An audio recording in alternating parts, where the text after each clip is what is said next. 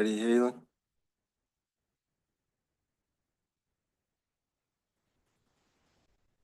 Morning, everyone. I'd like to welcome you to our February 25th regular board meeting.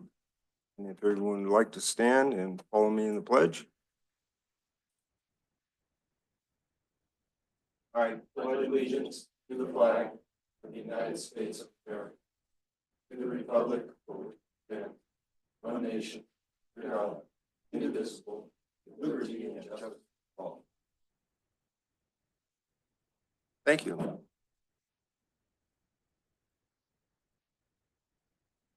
Okay, this is the public forum. We'd like to welcome the members of the public who have taken the time to attend this meeting and provide comments on matters related to district business. Any member of the public may address the board relating to any matter within the board's jurisdiction. This section is for comments on items not listed on the agenda. Person speaking during the public comment will be limited to 5 minutes, or depending on the number of persons wishing to speak, it may be reduced to allow all members of the public the opportunity to address the board. While no action or discussion may be undertaken by the board on topics presented in this section, board members are listening carefully to these comments and appreciate your input. Is there anyone in the audience that would like to address the board? Okay, see none. Holly. Consent calendar, item 1, minutes of the regular board meeting of February 11, 2025. Anyone wish to pull any of the item? Okay, any comments from the audience? Seeing none. Do I have a motion? I'll move to accept. To approve, excuse me. Okay, no, there's no more discussion. All those in favor? Aye. Anyone opposed? Okay, it's 4-0. Regular business, item number 2, board to conduct applicant interviews and consider appointing a candidate to fill the vacancy on the board of directors. All right, thank you, Haley. Holly, I'm sorry, I keep pronouncing your name wrong. Don't beat me. Okay, morning, everyone, once again. Our board has received 3 applications for the vacant District 2 seat. I want to thank all 3 for having thrown your hat in the ring.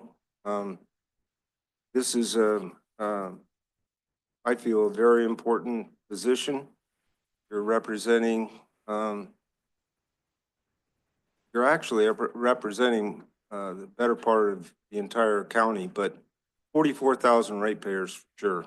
And our job is to make sure that this facility runs in a very efficient, cost-effective, but mostly safe manner for the health and safety of our ratepayers. So thank you very much for having had the interest to apply for the position. I will say this, after having read the, I'm speaking for myself, but I'm pretty sure my fellow board members will say the same thing. After having read the candidate applications, you're going to make our job really tough this morning. So anyway, each candidate will come up to the podium to give their 5-minute presentation to the board. The candidates will present one at a time in alphabetical order. Each will be, first will be Stephen Bauer, and I hope I'm pronouncing your name correctly. Second will be Carol Reel, and the last person will be Matthew Rogers. Excuse me. Following the candidate's presentation, each board member, each of us will ask each candidate one question. So without any further ado, Mr. Bauer, please come to the podium and let's get us started.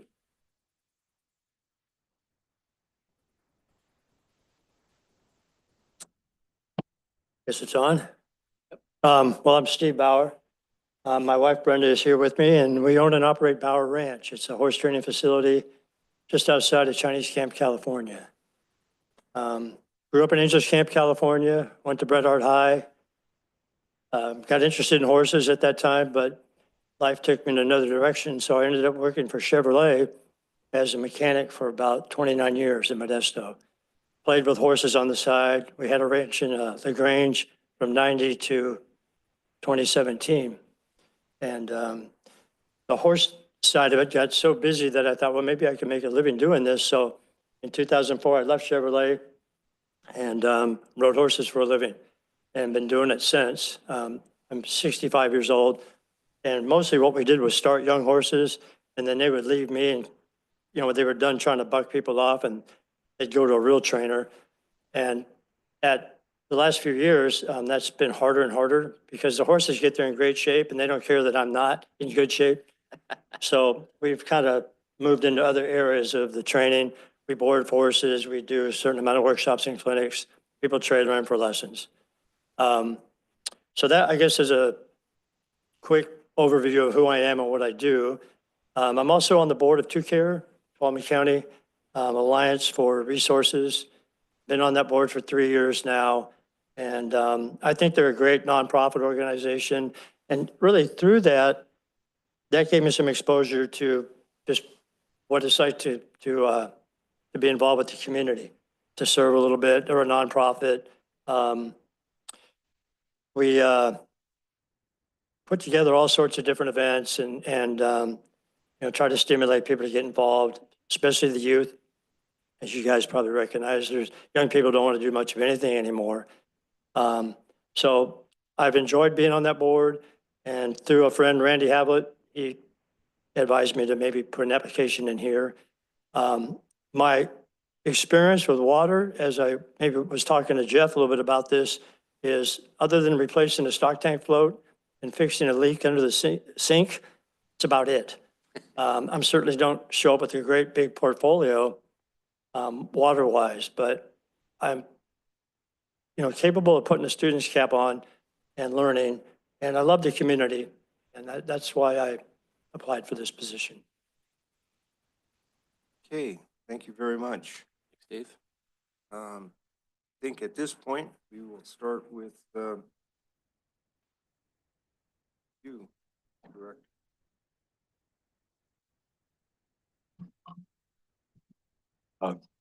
Steve, thank you so much. Yeah. To echo what President Reagan said, we are so appreciative of your willingness to give her your time, give her yourself, give her your life to help this county. It's very much appreciated. We deeply appreciate it. So a question I have is, what if you could give me some examples, 3 examples, if you would, of what you've done relative to community outreach? Well, I would say that the TUD is probably the first and foremost, and that's where I put the energy now. We have done a few things through our horse ranch to I guess get to the community. I've been approached by people who want to do therapeutic riding and that sort of thing, and I have been involved in some of those, and they usually end up doing this. Everybody starts out with a good heart, but if you don't have good horses, and of course we're in such a litigative society now, if anybody stubs their toe, there's 9 lawyers at the door. So we kind of have backed away from that sort of thing. But TUD would be my primary thing that I've done the last 3 years. Other than that, really not a whole lot. Yeah. Great. Thank you so much. Appreciate it. Okay, Director Hollis. Thank you for coming out, Mr. Bauer. Given the recent LA fire, what would you do to reduce the probability and impact of a fire on TUD's extensive water and wastewater system? How long is this meeting? Well, like you guys, I live here, and so everything I know about the LA situation, I've seen on TV, read on the internet, listened to podcasts. We drive around these communities, we ride horses in the mountains. I help a couple ranches move cows up in the mountains. The area that we live in, quite frankly, is a mess. It's just a mess. The forests are a disaster. So I think some stewardship on that end might be a great place to start. I don't know how TUD would be involved in that, but we've got to clean up areas that are, overgrown and that are a mess. As far as the water end of it, again, with my water experience being repairing a stock tank float, I'm not exactly sure which would be the right approach to that other than have water available, which seems to be an issue in LA, and have people that are able to act accordingly when there are situations that are difficult. We saw that in LA as well. It looks like it was just kind of a comedy of errors, unprepared people. And so I would say that there needs to be, not just an accountability 2 weeks after the fire, but maybe prior. Hey, what are you guys doing? Are you ready for a fire? What's happening here? Are the hoses all tied up? Do we have water at this outlet? Yeah, that's what I do at my ranch. Can't we just go around once in a while and make sure everything's working? Hey, Director Kearns, you are next up. Yes, sir. Thank you, Steve, for coming in and applying Yeah. for the job. We appreciate it. What are your feelings regarding the possible acquisition of the PG&E water rights and the other infrastructure that may go along with it? Yeah, so I've got a little bit of that as far as information through True Care. Jeff, you spoke one time at a True Care meeting, and I think it sounds fantastic. From what little I understand as far as water flow in this county, I think we've been really kind of shortchanged. And the PG&E acquisitions, I think, would be great. I'm fully on board with that. Thank you. Okay, guess I'm up. So, if selected as a member of the TUD Board of Directors, and after being informed of, or even better yet, having toured and learned in person about the condition of portions of the infrastructure, that would be the TUD infrastructure, that there is a critical need for a rate increase, would you be willing and able to support and vote for such an increase? Well, that would be easy for me to do because I'm on a well. So I think if you guys laid it out or we saw it in a way that made sense, I do pay other bills. I get pretty frustrated when I get a PG&E increase. But if it's something that is going to benefit everybody across the board, then yes, I would be. Okay, thank you very much. Appreciate your input and so on. So next up, we have Carol Reel. Have notes. I do better with notes. Good day, everyone. My name is Carol Reel, and I want to thank you for considering me for the position of the TUD Board of Directors. There's a little background about me. I moved to Tuolumne County in 1989, married my husband, and raised 3 children here. I've owned a restaurant in Sierra Village. I was the general manager of Long Barn Lodge and postmaster of both Long Barn and Soulsbyville post offices. So you asked me why I want to be a member of the board. I want our water to last for generations to come, to serve the people of TUD with reliable water and sewer services. I want to join the decision-making group that can help make this achievement possible. So what qualifications do I have? As Long Barn Water District's elected president, I made sure that infrastructure and water quality were our main directives. I helped by improving new water lines and meters for a portion of the community. This action allowed access for our inspector to check pipes during the winter for breaks, which proved difficult to monitor otherwise. Also, I am the current elected president of the HOA of Millville Estates in Jamestown. I'm currently involved in handling utility issues like the delivery of water services and billing of the residents. I've had many flattering remarks from the residents on my handling of the problems that have affected the residents in the park. Now you wonder what I have to contribute to the water board. The experiences I have discussed prior reinforce my beliefs of the importance of knowledge from experience, community programs, and problem solving to achieve the best outcome for all. Most important key is that I can be proactive in protecting the interests of TUD while working with our customers and community. I foresee goals for TUD to continue in infrastructure improvements to protect local water, secure the rights from PG&E, find ways to diversify the use of the ditch water, consolidate water efficiency, and the ability to have raw water used for fire protection. I want to work with the TUD board toward common goals to enhance and improve water security. I want to preserve our county's cultural and historical heritage by making well-made decisions for our community and TUD, giving both the best water and rate service and maintaining our water system. Thank you for your time. All right, thank you very much. Director Jacobs, you are up. Again, just to echo what's been said before, thank you, Mrs. Reel, for giving of your time and energy and effort to be part of such a vital part of the county. We really appreciate it. So my question is, as before, could you give me some examples, say 3 examples of how you've been involved in community outreach?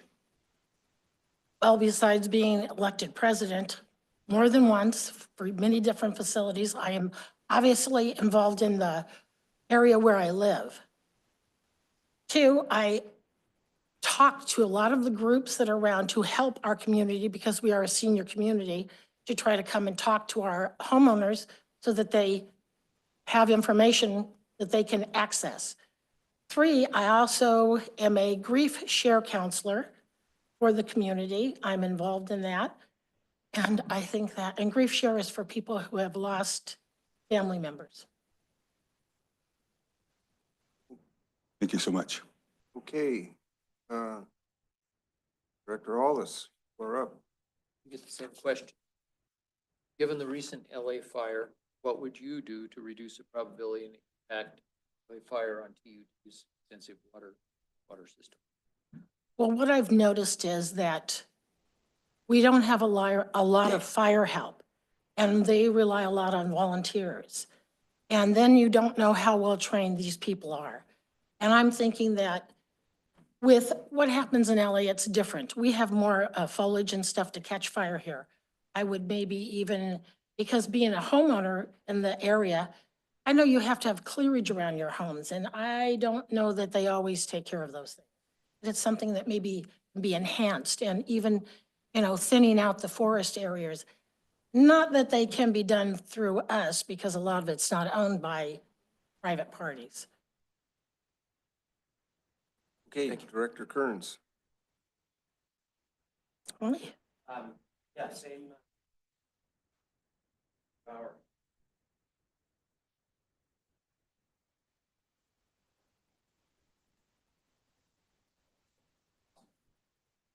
I think it's great.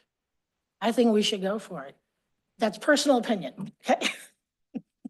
I'm all for it. I think we need to own the water. Okay. So if selected as a member of the TUD Board of Directors, and after being informed of, or even better yet, having toured and learned in person about the condition of portions of the TUD infrastructure, that there is a critical need for a rate increase, would you be willing and able to support and vote for such an increase? I actually toured a few of the facilities, and I see where you need the help. And I don't think the rate increase would be bad. It would just be how much. Okay, well, thank you very much. Thank you. And finally, up we will have Matthew Rogers.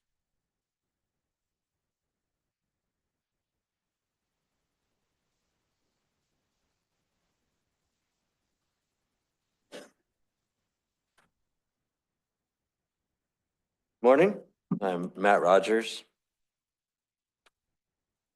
Honorable representatives of the Tacoma Utilities District. My personal work history and personal history explain my interest and qualifications for being representative of District 2. I was born in Sonora Community Hospital with my twin sister Melissa, my parents Earl and Lynn Rogers, was the daughter of Miwok developer Harry Hoffler. But an easy life wasn't in the cards for my family. Things changed by the time we were 8. And I was working full-time each summer with my dad, cleaning the Twin Cinemas Theater.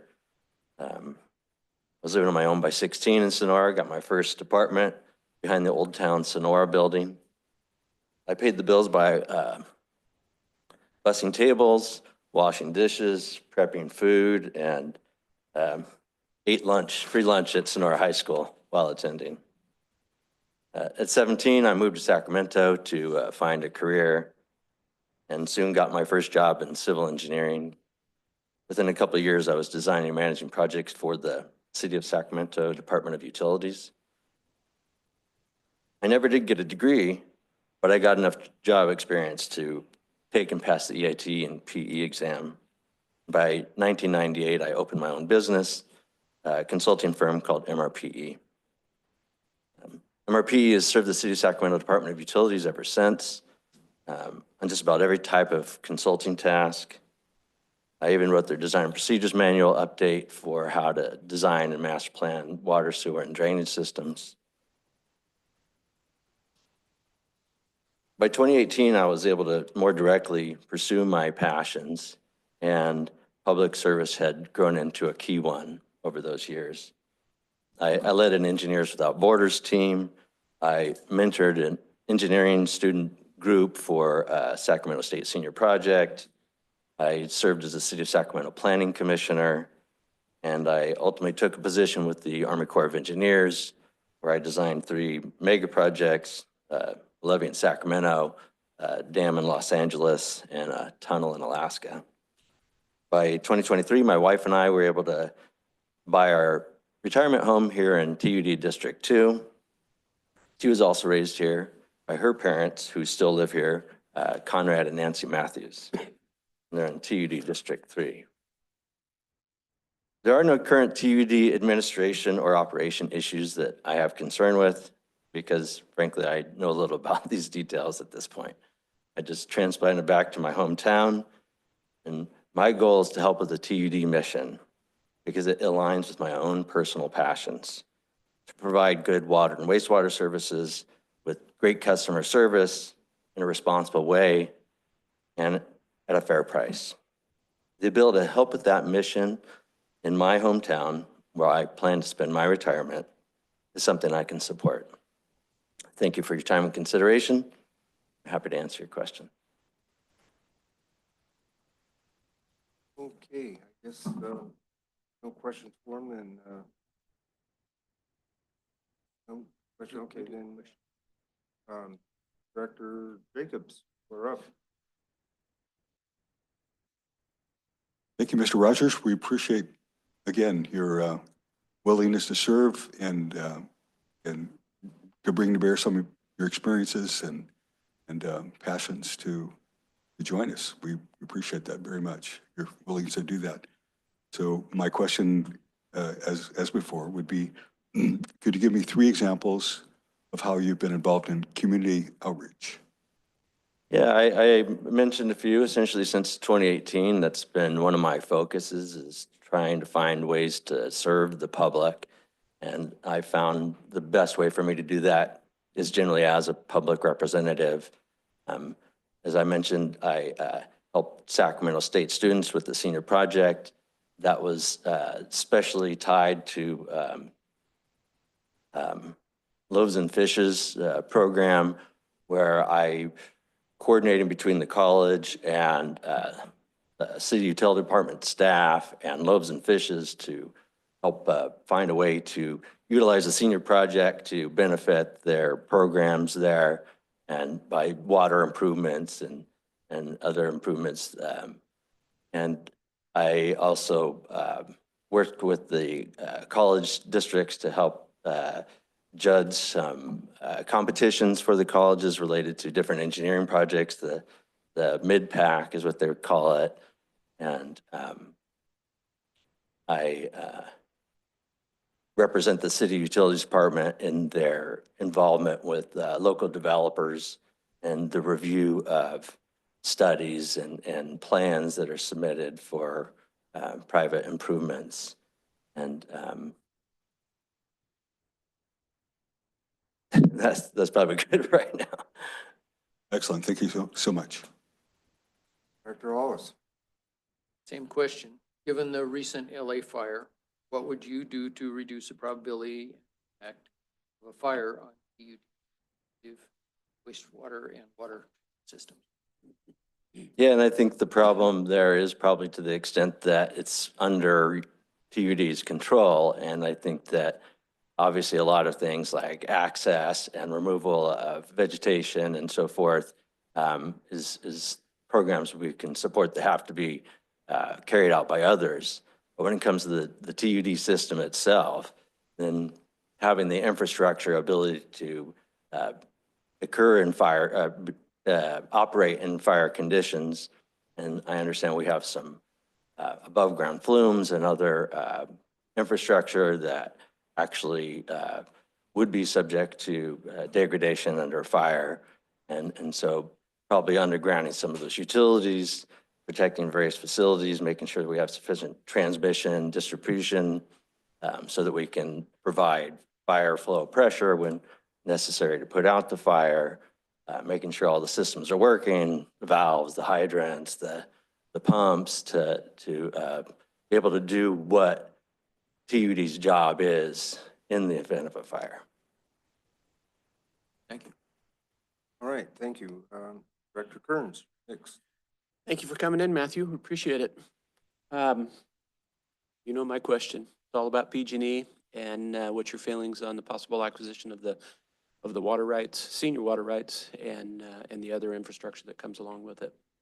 I don't come in with any feelings about that. I have to learn more about it, and certainly sounds like something that has wide support here. And I think that that's a key part of it is what does the community want? What does the board think is appropriate? What does the TUD staff think is appropriate?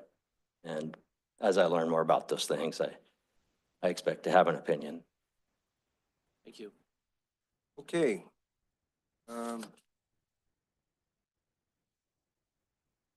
If selected as a member of the TUD Board of Directors, and after being informed of, or even better yet, having toured and learned in person about the condition of portions of the TUD infrastructure, that there is a critical need for a rate increase, would you be willing and able to support and vote for such an increase?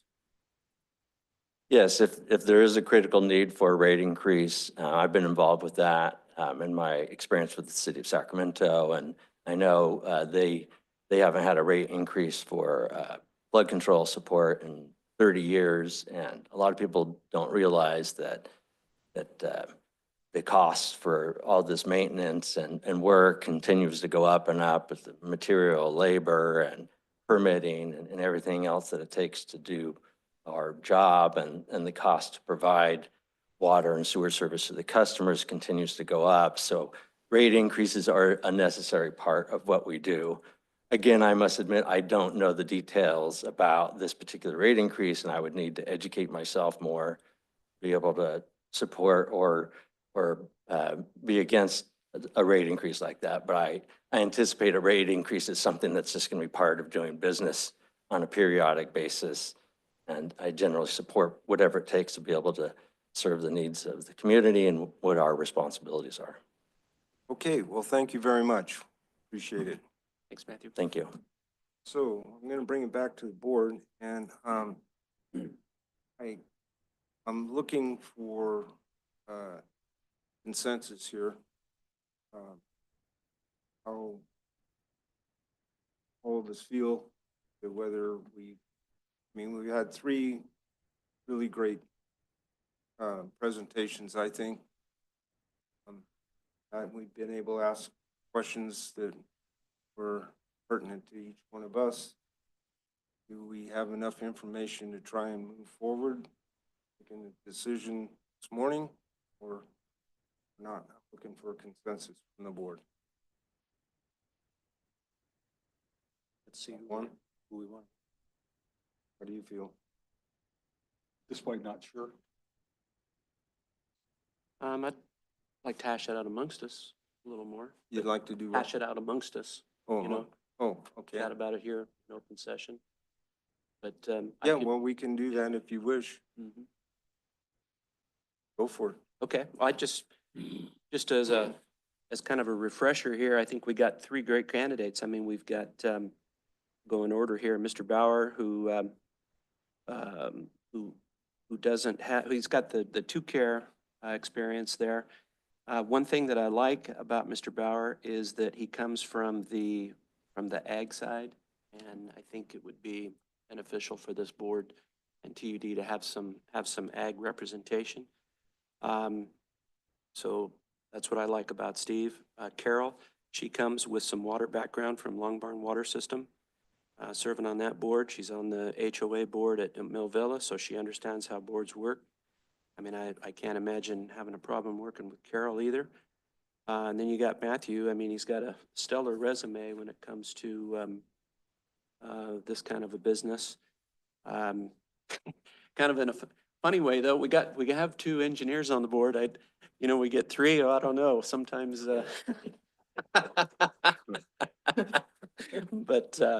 but I think we're very fortunate here to have the candidates that we have, and I'm not sure we could go wrong. But I'm curious to see what the other board mates think about each candidate. Anybody else? I echo what Jeff says. We can't go wrong, I think, in choosing this three very, very strong. Mr. Bauer, I can see a lot of strength from the ag. He says, just fixes floats, but when you're out there doing the work every day, that's a lot of what we're about here. Individual, doing the work, getting things fixed no matter what. And the two-care, there's a lot of symbiosis there for us. Us and two-care, some of their projects they're doing now. Mr. Rogers might be the best candidate of the three PEs on the board. So you would help quite a bit, have a lot of specific background. Ms. Real have a lot of experience in the area, and both Mr. Bauer and Ms. Real have a lot of experience in dealing with a variety of issues in our area, and that's a little bit a bonus. The other thing is I've been on the board for 2 months. Director Jacobs has been in there for a year. There's a lot of this. This is one of the 3 binders I made up in 2 months.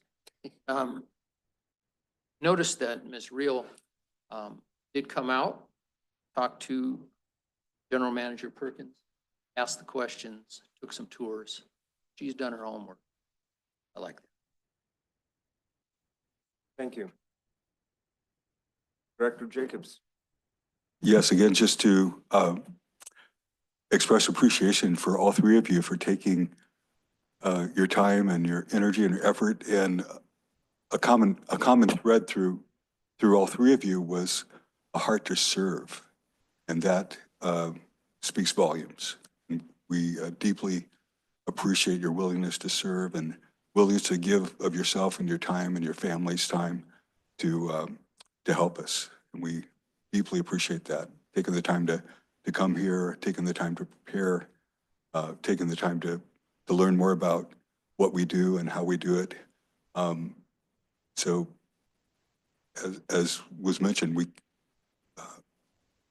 each of the three of you would do, I think, an excellent job as a director. And yeah, so I don't have anything more to say than I think any of the three would be an excellent choice. Okay. Thank you, everybody, for your input. Can't say that I disagree with anything that any of you brought up. I'll say this, that at the moment, I'm the longest running board member since 2012, but I spent probably 5, 6 years before I got on the TUD board, going to every single TUD board meeting and committee meeting, trying to understand just what made this organization work. And at that time, it was in deep financial problems, amongst many other things. But what I've learned throughout that length of time, and then the time that I've been on the board, and there's been some huge ups, but mostly huge downs. But we got through them all. And this position is not about, you need a knowledge of what TUD is all about and about what condition the infrastructure's in and so on. But this board doesn't handle making the water flow or the sewer get taken care of. This board is for community, taking the ratepayers' vision and applying it to this organization so that it moves in the direction that the ratepayers want it to, and that it's in best interest of the community. And we don't, these folks out here, staff, we don't, that's under our general manager, Perkins. They work for him. The only person this board has working under them is the general manager. So the way I look at this is it's a human job. We need to be able to take care of the ratepayers. And I guess that would be the only thing I'm going to say is that I would be looking for a person that understands how to move a utility or an organization forward for the betterment of the people that actually own it, which in this case is the TUD ratepayers. So we'll leave it at that and bring it back to the board to whether or not I think we're in a position to try and make a decision or not. If so, then I'm looking for a motion. Question first. Please.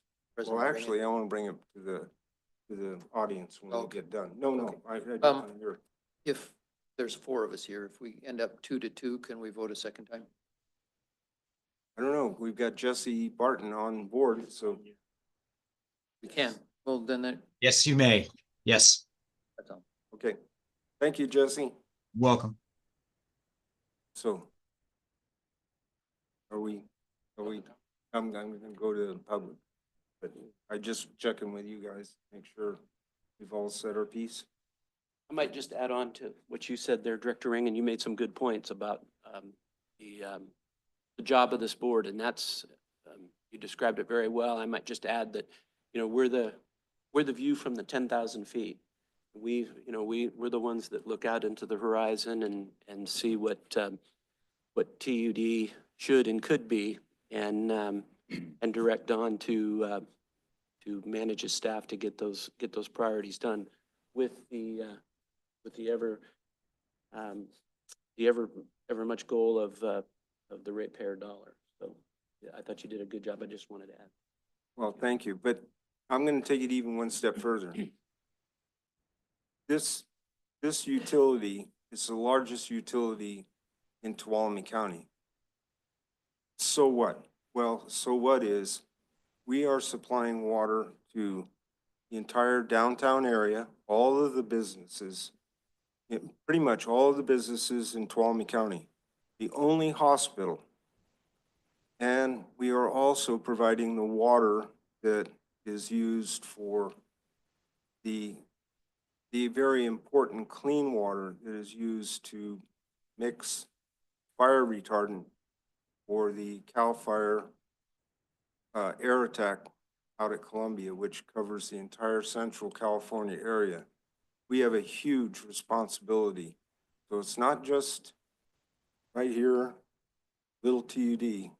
We're actually handling a lot of things that involve Tuolumne County as a whole. It even gets into development in certain circumstances and things like that. So this is a very important job, and you need to have the ratepayers and the community at the top of your mind, period. So with that being said, yeah. Yeah, so just to kind of echo and emphasize that, President Ringen, when I think of TUD and the most critical aspects, I think of the fact we have 95% of our water going through a wooden flume in a high forest fire danger area. And that flume currently is owned by PG&E.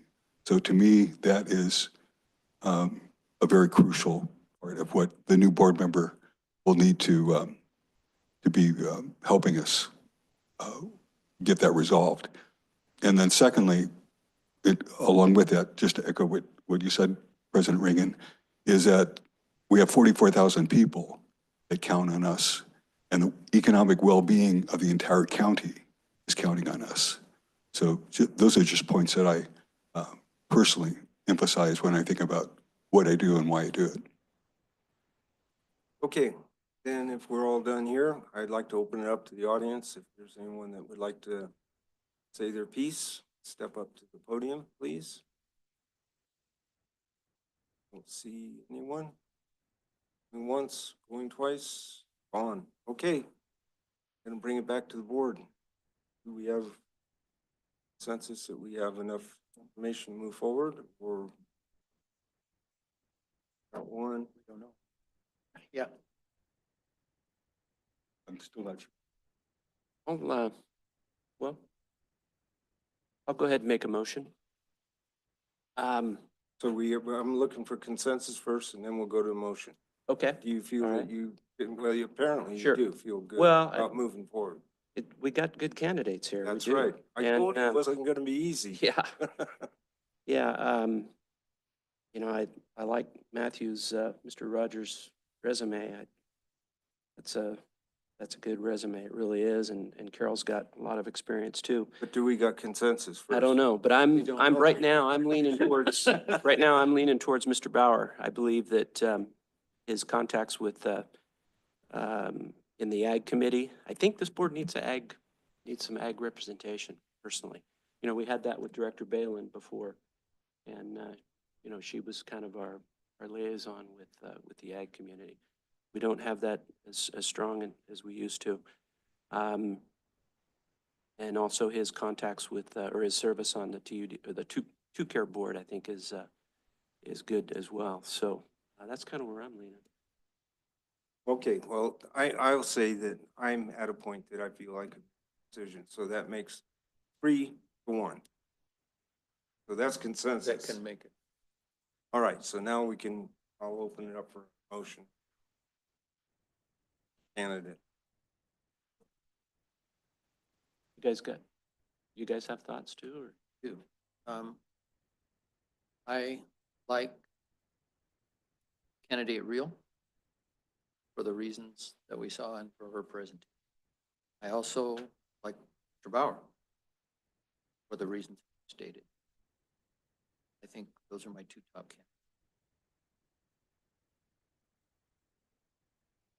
candidates. Okay, yeah, this is really hard. So, Mr. Rogers, your technical background would be a wonderful addition to the board. But as was mentioned before, we have, I believe, Director Hollis has 3 engineering degrees. Yeah, we're covered. We're covered, okay. I have an engineering degree and I'm a PE in mechanical engineering. So I think in terms of the technical background on the board, and of course, the other directors have extensive background as well. So I like what you offer, Mr. Rogers, but I'm also think in terms of bringing balance to the board, as Director Kearns had mentioned, we need to have we would be a little top heavy if we added another engineer to our board. But again, I think Do you have a nomination? yeah, I do. So also want to mention Mr. Bauer. I want to thank you for your service and your practical aspect. And I agree with Director Kearns as far as the having an ag representation. I think that's very important. We need to certainly increase our representation of ag issues, and particularly there's some, yeah. So I appreciate your background and your heart to serve. I love the fact you were giving doing horse help with folks with disabilities or with struggles. That's huge in terms of community outreach. And I think community outreach is, in my opinion, what the board is most not lacking in necessarily, but it would really behoove us to have someone who is actively engaged in, you know, in knowing what the heartbeat of the county is in terms of, you know, being actively involved and actively engaged in many aspects of the county. And so I would support Mrs. Reel's candidacy. So that's your nomination. Yes. Okay, thank you. Let's find out where we are. Second that nomination. Okay, I would serve with any of them. okay. Is there any further conversation? Just like to know what your thoughts. I would have seconded that motion also. Would you? So, I don't think this needs to go to the public. This is all strictly here, right here on this dais, so that, I'll put it. If I may, Yes, please. public comment is always welcome on everything. If Oh, okay, there thank are you. public comments, it's worthwhile to, let's just solicit and see if there's any public comments. Thank you very much, Jesse. You keep me in line, would you? No problem. Melissa's not here. She's the one with the big stick. Okay, then I'll open it up to the public. Anyone have anything to say to the board? I see none. I'll bring it back to the board. Question. And we have a question. Okay, so I just want to, you're in favor of, Yes, Ms. Reel. I nominate yeah, you Mrs. nominate Carol Ms. Reel Reel, you for seconded it, candidacy. and you're in favor of Ms. Reel too. Well, we'll find out when I vote. I thought you. I want, okay, then I want to take your comment. So you were. Yeah, I think that she would do this board a very good job. Okay. Got plenty of prior experience, and a lot of it is in the, I mean, a lot of it has been around what we need for taking care of the ratepayer. So with that, all those in favor? Aye. Aye. Anyone opposed? Okay, 4-0. Okay. Thank you very much to our candidates. That was a tough one. Thank you all. Really appreciate you folks showing up, throwing your hat in the ring. I think it's very commendable. We have very little of that today. Congratulations, Ms. Reel. Yeah, congratulations, Carol. Looking forward to working with you. I could just get some clarification. Director Jacobs started the motion. Director Hollis seconded the motion. That's it. Okay, perfect. Thank you. It's unanimous. Wow. Yeah, but it was a tough one. It was very. So Okay, Howard. I'd just like to say too, thank you to Matthew Rogers and Steve Bauer for throwing their hats in the ring too. Appreciate it and taking the time to do that. And also, I'm not sure what the proper venue of this, to do this. Maybe this is an Abby question or General Manager Perkins question. So Mr. Rogers and Mr. Bauer, we would love to have you engage with us more, either through, I don't know if we have like a focus group or, anyway, I think it's, both of you have some extremely valuable insights and perspective and experience that would benefit us here and now. So hopefully we can find a way to tap into that. Okay, Hallie. Let's move her on. Regular business, item number 3, consideration, reduction, and penalty. Excuse me, before you do that, I have to recuse myself from this one. So. See how you are. Yep. Excuse me, was Abby, did you start to say something, Abby? What I was going to respond with is, we don't have anything specifically right now as far as a focus group, but certainly I would welcome the 2 candidates to continue attending board meetings and being involved, and they can reach out to us if they feel like they have a special expertise and they'd want to engage further. Thanks. Thank you. You're welcome. If I may as well, if the reason for Director Kern's recusal, if that could be noted in the minutes, please.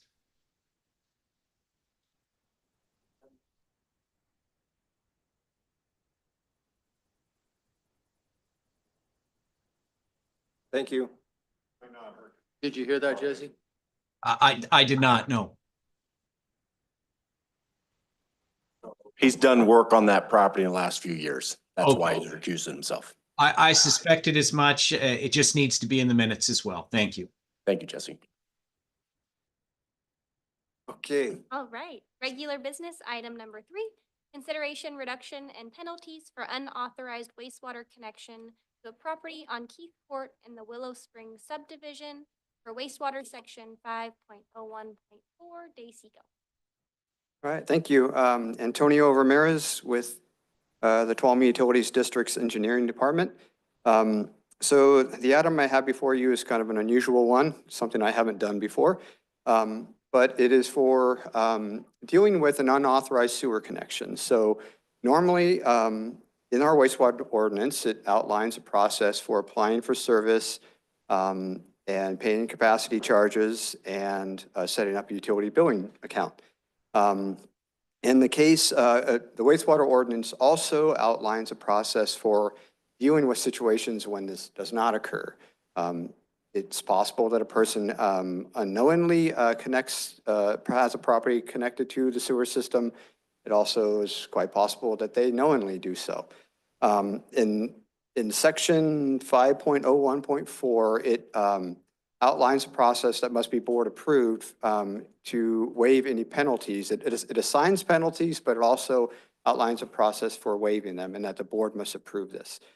In the case of Mr. De Seco's property on Keith Court in the Willow Springs subdivision, he acquired the property in 2013. It's unclear whether, to us, whether he knew for sure whether it was connected, but it does seem plausible that he may have felt that the property was served by a septic system, because there are some cases in that subdivision where this, there are properties still currently served with a septic system. The issue came up with late last year in November, where I was reached out to by the seller's agent to verify utility service, or the utility billing department was reached out to. They then referred the person to me, where we kind of came to the conclusion that there's a chance that they're either on a septic system or maybe they had an unauthorized connection. So I advised them to determine whether they have a septic system, which they did. They hired a septic company to go out and camera the line, but not find any indication of a septic system. The company felt that it was probably a TUD connection. I then subsequently had staff verify that, and there is a connection there, has been, it seems, for quite some time. It was all done to standards, probably at the time. And so it was sort of unclear a little bit, how this happened. But again, it felt plausible that this was a situation where it maybe fell under the radar long ago. Many predecessor agencies have been billing this or what should have been billing this property. So when the situation occurred, it's unclear. But what we do know is that Mr. DeSico purchased the property in 2013. When I discussed it with the family and the realtors, we felt that we initially collected a penalty and the current wastewater capacity charge, and with the idea that we would come before the board for a waiver of the penalty and a reduction in the capacity charge. That reduction would be, so the difference in the capacity charges between today and at the time of his connection in 2013 it would have been $3,800 capacity charge in 2013 versus $6,677 today. We also waived the 25% penalty, which is about $1,500 in, so the total refund, if you approve the waiver of the penalty and the capacity charge reduction, they would get a refund of $6,093 roughly. So, it's kind of an unusual one for me, so I wasn't quite sure how to present it. There's a lot of information that I provided in the staff report, so I'd be happy to answer any questions. Okay, any of the board members with any questions? Yes, go ahead, Mr. Director. I was just curious, do we know what year the house was built? Yeah, late 60s. So I think 68 is what my memory is. 68. So the construction of the house long predates TUD's existence? Yes. 92. Yep. Do we know what sewer utility served them prior to TUD? It would be TRWD. TRWD. Before us. Before that, I don't know. So a little history about Willow Springs and the Mona Vista area and even Ranchos Paquitos is that they were a part of what's called the Clean Water Assessment District number 2. When that development went in, it was originally approved or conditioned for individual septic systems on all the lots. Due to soil types, they fairly quickly started realizing that wasn't going to work out. And so there was an assessment that the county approved for a bunch of properties in these areas where they started paying an assessment with their taxes, and a large public sewer system was basically installed after the fact.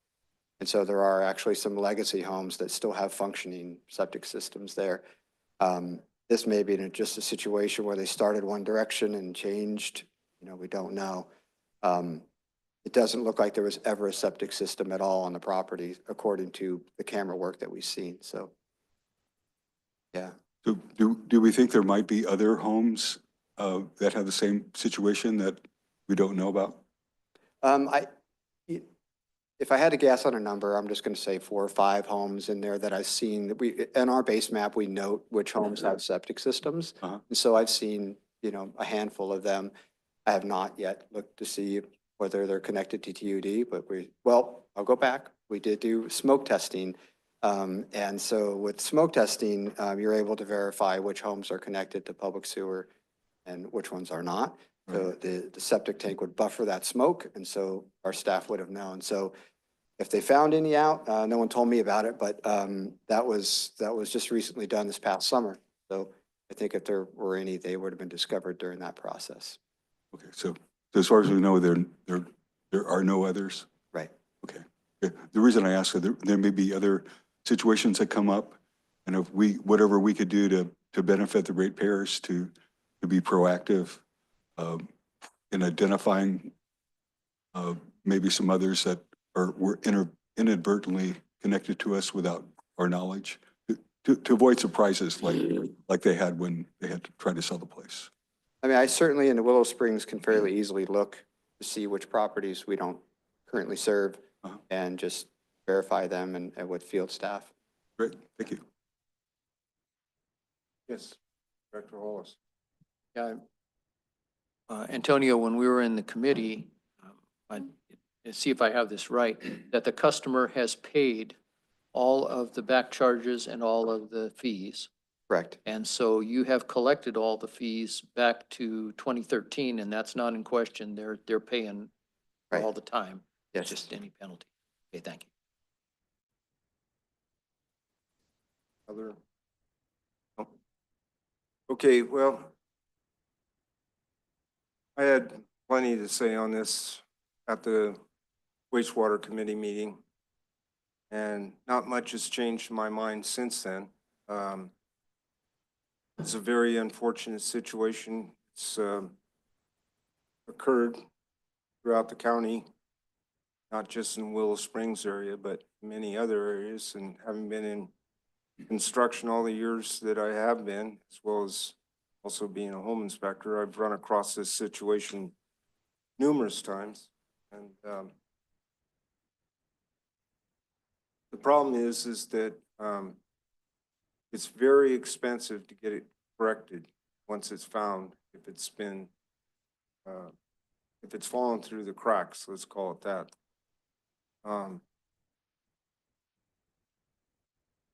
The real problem here comes down to the fact that this property was bought without the purchaser doing his due diligence. And I mean, one of the most important, you don't have a home that's livable unless you have clean, safe drinking water and safe sanitary sewer service. You just don't have it. You don't have a home. Matter of fact, you will get red tagged even after you've bought the home. If one of those systems fails, you will not be able to live in that home. You will get red tagged by the county. So this is not like an unimportant thing, a secondary, oh, well, maybe I'll check into it when you're going to purchase a property. This is something that you do check into. Otherwise, you may be buying a pig in a poke that you can't live in.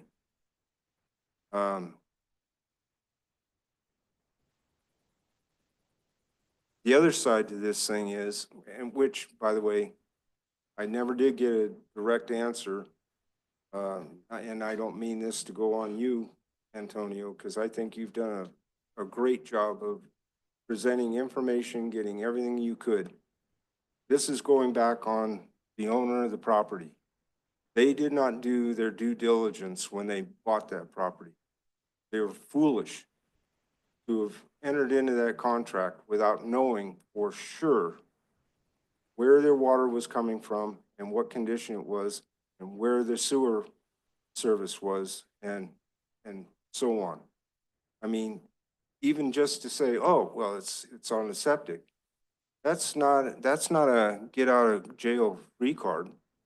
A septic system needs to be serviced. So you damn well better know where the tank is. You better damn well know where the access openings are so that every few years it can be dug up and serviced.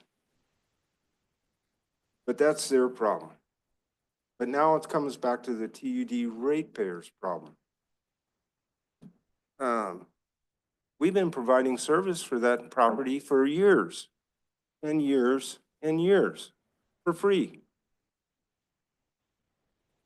And okay, so now they're gonna pay what the rate was, the charge to get onto TUD service, but they're paying the old fee, the fee from whatever it was that you have as start date when they bought the property. 70s, I can't remember. When these folks bought it in 2013. It was 2013? Okay. So, there's a big break right there. And then they're paying the charges as if they paid them on time through every month since then. Once again, at the rates as they were at the time. This is a get out of jail free card, in my opinion. Thank you very much, ratepayers. You've been carrying their load. I don't know. I have a real problem with this. I mean, I feel for the property owners for the fact that they didn't know, but then again, I don't feel for them because they should have known. They should have asked. So I'll leave it at that. That's my feelings on it. So with that, I think, is there any further conversation with the board? If not, then I'll open it up to public. Anybody have anything to say? I do if the public doesn't. Well, we certainly want to hear what you have to say there, Mr. District Engineer. I totally understand what you're saying, and I completely agree with, I wouldn't purchase a property without verifying and doing a home inspection. I just want one clarification, and I think it goes back to what you said earlier is, did you get an answer to the question? And I think the question is, at least the question I have, is how was this property acquired? Because if it was purchased and there was a purchase agreement and it went through escrow, and then most certainly you would think that the seller or the buyer, excuse me, would have done their due diligence, and they didn't in this case. But Antonio, do you know that this was acquired through a traditional purchase process, or was it a transfer? And the reason I bring this up is it's important because a lot of times properties are transferred even amongst family or friends, and there isn't that same level of due diligence that's performed. And so the reason is because this is a penalty that's being assessed on this property owner with the criticism that they should have known. And so Antonio, do you know how this property was transferred to Mr. DeSico? So it's the way it was explained to me is that Mr. DeChico bought the property from a family friend, and the instrument they used was a quitclaim. And so in which case I don't think that it would have had or needed a title report. So I think it was sort of fairly simple process with not a lot of review. That may or may not change anything for you, President Ring, and I just wanted that to be out there for consideration to clear the record on exactly how the transaction may have occurred. Yeah, I appreciate that. It just, you know, if there is a title company involved, guess what? That's where the problem's at. It should have been in the title report. So if they went through title, that's the problem right there. But you know, we're all dealing with this on a past tense basis, and I just, you know, the TUD ratepayers getting screwed. That's all I gotta say. It's not right, but I'll leave it at that. Yes. So there's something that caught my eye when I was looking through the packet here. I'll just read it. It says, the request if granted would result in a refund to DeSico of approximately $6,000. here it is. It should be noted that Mr. DeSico is elderly and full-time care, and all correspondence with the district has been through Mr. DeSico's realtor and daughter. So I'll have to admit, I was kind of going in the same mindset as President Ringen before I read that. But, you know, What I'm, difference does that make? well, because it's, to me, it's a compassionate thing to do. I have an uncle who's in Unit 6. He's in full-time care. If it were my uncle, given his situation, my wife and I are kind of stepping in to carry the ball for him while he lacks capacity. So as I think the ratepayers would appreciate that we as a board have compassion and have understanding and make exceptions where appropriate. And I think in my opinion, this warrants us to approve it. So I would recommend, that would be my motion when it's ready to approve, when it's appropriate to make a motion. Any further comments? I want to add one point of clarification or a little bit of more information. So when I first started, I said this is the first time I presented something like this, and it isn't the first time, though, that we've dealt with this. So last year, strangely enough, or maybe it was a little bit longer, we had two neighbors in a similar situation, and where it was discovered through a sale. Someone came to my counter and said, you know, hey, I was told that I should come to you, and I'm trying to sell my property and I need to resolve this matter with my sewer connection. You know, I'll try to be quick with this, but the two properties were building homes at the same time. They paid a deposit, ran a sewer stub to their property. There's correspondence from the county surveyor's office and that back and forth that they were going to have a public sewer connection for these properties.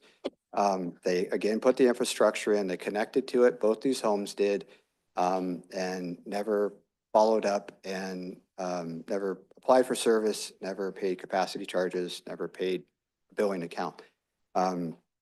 Similar length of time, maybe even a bit longer. They could have made a request to waive all the penalties, to waive all the costs. But Eric and I felt like it was not adjusted. We said, fine, well, we could do it, but we're not going to support it. That I wouldn't stand up here and say, I support, I think it's plausible you didn't know. I wouldn't have felt, I would have been honest. So in those cases, we collected the full amount. And, you know, and so we, you know, when I look at this section about waiving the penalties, I think you have to look at, I looked at it as, and Eric and I did, is it plausible that they knew or did they not know? In this case, I think it's plausible that they didn't. I wasn't very clear on what we were actually collecting. We have collected the billing charges from today all the way back to 2013. We've collected that, plus a 25% penalty. Plus I collected the capacity charge that's today. Plus a 25% penalty on that. The request is to waive the penalties and change the capacity charge to what it would have been at the time that he paid. So he's, the ratepayer been floating the boat for these people since 2013. That's definitely correct. But in the end, I think that the matter will be resolved fairly to the ratepayer if you guys approve reduction of the capacity charge and the waiver of the penalties. I think it's this process, it's very public, very uncomfortable for these people. They were at the committee meeting. It's not a lot of fun to have to pay your utility bill all at once like this. So I think this process is enough to discourage people. That's where I would get my concern for the ratepayer is that we dismiss this, we sweep it under the rug, then it gets out there that, you know, you can make these connections and without TUD noticing. I think what we're doing here is painful enough. and public enough that I think it's going to discourage people from doing this in the future. But I also think it's fair to all sides. But certainly we'll respect the wishes of the board. Okay, any further discussion? Board, no? Nobody from staff? Then I will open it up to the public. Anyone have anything to say from the public? If not, I'll bring it back to the board for action. I've got a question. This may be a Jesse question. So if we were to take a vote now, we're lacking one member. We're lacking two members. One is recused and the other position has not been filled. If we were to make a motion and the motion was defeated, would there be an opportunity to bring it back to the board at a later date when we have additional board members? Jesse? The short answer to your question is yes, the board could bring it back. If there's no resolution of this matter today with the three board members, you can bring it back when you have a fourth member. Yes, but that's largely within the control of the president, whether or not he wants to bring it back. Thank you. All right, let me try again. Bringing it back to the board. What is our, do we have a motion? We should resolve it. Very messy. I originally in the meeting said that go with staff because of the fact that the Chico bought this as a second home, 2013, and did not do due diligence. I have changed my mind on it. Should move that we reject. Okay. With that being said, is there a second?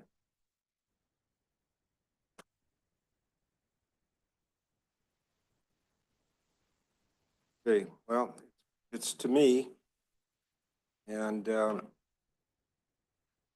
I fully agree that it should be rejected, but I'm gonna stick with what I said in the committee meeting. And I know that Director Hollis probably is in agreement with me that I'm going to say that this thing is going to fail for a lack of a second. And I'm going to bring it back to the board and let's try once again. I would like to see this thing resolved today. And I think that this has hopefully been a great learning curve, or not curve, but instance for staff. And I think that we need to stand down hard on the real estate industry here in Tuolumne County and on the, especially in the real estate industry, but also for title insurance, that this sort of thing does not occur anymore, that it gets rectified at the time that there's a possible home sale. I remember back a number of years ago, we had a very, very competent environmental health director at the county. Can't remember her last name, but her first name was Brenda. And she got run out of town, damn near tarred and feathered, because this was exactly the sort of thing that she was always trying to make sure never occurred. And she was very steadfast about that homes had to perk, property had to perk if you were going to build a home on it, so that you could, if you were going to put a septic system in there. They make rules for reasons, and it's for health and safety. And that's our job here. It's health and safety.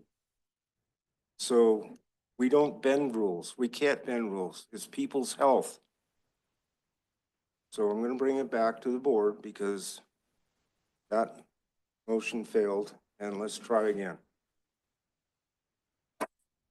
Do I have a motion? Geez, I got to do the whole damn thing. Okay, I make a motion that we approve the action. Do I have a second? Your motion is that we approve the action? Yes. I second that. All right, any further discussion? Anything from the public? If not, then I'll bring it to the board for a vote. All those in favor? Aye. A very reluctant aye. Opposed? Opposed, okay. It fails. All right. Thank you very much, everyone. Holly? Onward and upward.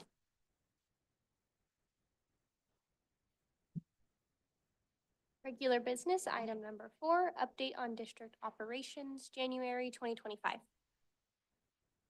you want to take a break? You want to take a 5-minute break? Say, Yeah. just say no if you don't. No, I think that would be a damn Thank you. good idea. 5-minute break. Thank you.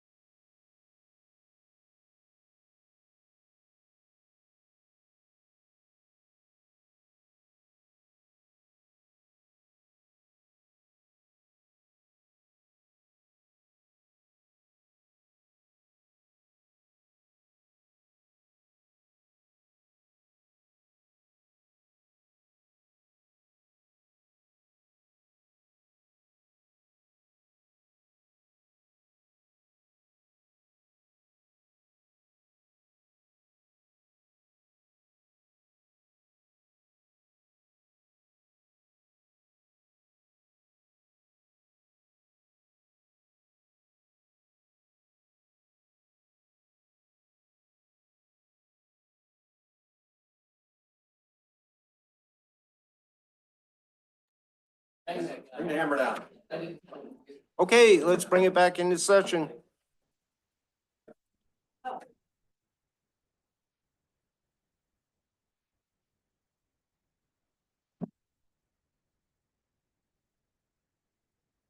Holly, you are up. All right, regular business, item number 4, update on district operations, January 2025. Okay, good morning. I'm gonna take over this responsibility for today. So this is an update of the operations for the month of January. So it's almost the end of February, so you got to keep that in mind as we kind of go through these things. And we're gonna do a little bit different. I don't know that we've ever shared screen as I turn the page, but we're gonna try that today. Just by way of just one way to think about that, one of our core values is to be transparent and have open communication. This is one way where we do this in our transparency and open communication. And the way this operations report flows is just the way our water does, right? From the watershed to the ditches, to the treatment plants, to the distribution system, to the collection system, to the sewer treatment plant, to the reclamation. That's the exact way this operation report flows in that order. Okay. And I'm going to go and we're going to turn the page here. You just stop me when you have a question. So starting on page 2, the raw water division, real quick, that's just a team of 8 who are responsible for maintaining the operations of 72 miles through 14 ditches. And they do a good job. On page 3, you can see some pictures there of some of the work that they performed in the month of January. If you don't mind, I just, how is staff doing on getting interim help for the ditch system and so on? Abby? Yes, we have 3 seasonal temporary maintenance folks starting on the 3rd of March and 3 more starting on the 17th of March. Great. So yeah, we, just for the board and the audience, 2 times per year, we hire seasonal staff to help us on the raw water side too, with clearing of ditches and brush and things like that. Okay, that's good news because I know in the past we've had difficult time to find some that don't have a cell phone stuck in their hand.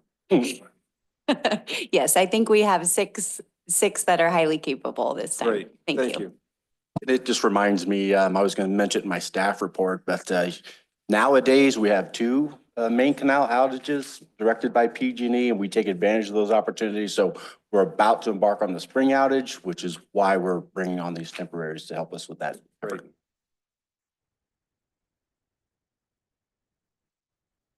Yep, I'm going to try to turn the page, but between shaking and sticky paper.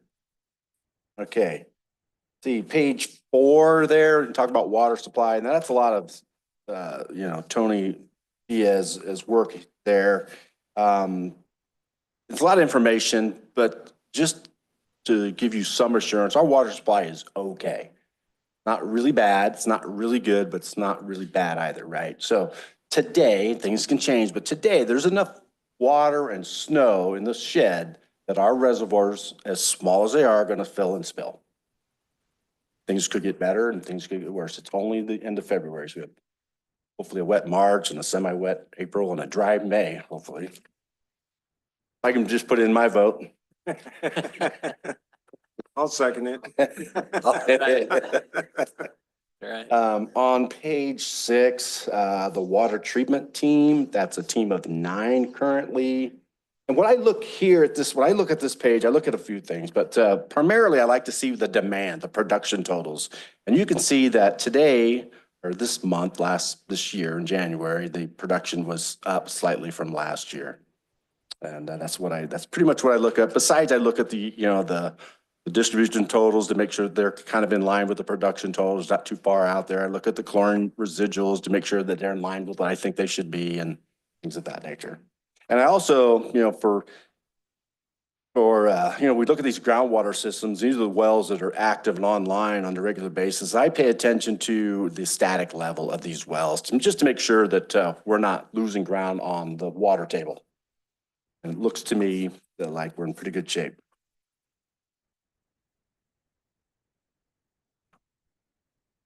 Yeah. What page am I on? I see. Let's go to page 8, the distribution team. Distribution team of 10 currently. Some things of note, one of the bullet points, they drained the old white fur tank. And because we have a new white fur tank, some of us refer to as the zone 4 tank, but when you think about the zone 4 tank, you must think there's a zone 3, a zone 2, and a zone 1, a zone 5, zone 6. No. So it's the white fur tank. The new white fur tank. So we have a new white fur tank online, so they've drained it and they're getting ready for demolition. We've got the bids out. We've done some, go ahead. No, go ahead. We've done some monitoring to test the paint for lead and asbestos. They're free and clear. So we're gonna have that tank demolished. So, but the location of that tank is tricky because it is surrounded, it's landlocked by homes, so tight quarters. And that was what I wanted to bring up is having visited that lovely site numerous times, what's going to happen with that property? We had a pump station that was there as well as the tank itself. And I'm sure that those neighbors are going to really love to have, are going to be really unhappy about losing that lovely piece of architecture in their backyard. And I really don't know how they're going to feel, but it's a piece of property. It's small, but this, the board, we have many pieces of surplus property. This board has to tackle, Right. with that eventually, but Okay. we'll take it to the board someday, but of the list of things we have to do, getting rid of surplus property, it's way down there. Unless one of you want to pick up a hobby. I've been working on it. Yeah, I know. You got a question? I'll also Yeah. note that, I got a question. yeah. Remind me on the customer service request there, change out meter 77. Does that include the change outs to radio reads? It includes, it. it could, sometimes it's because a meter's not working, so it really could include both. Okay, That makes sense. so. But if a meter wasn't working, so it could be going from radio to radio if. Right, if it's broken or Yeah. something or failed.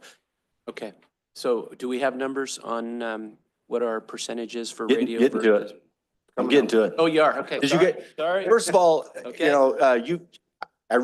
we're really proud of this operations department. We really want the public and the board member to dive in and take the time to go through this.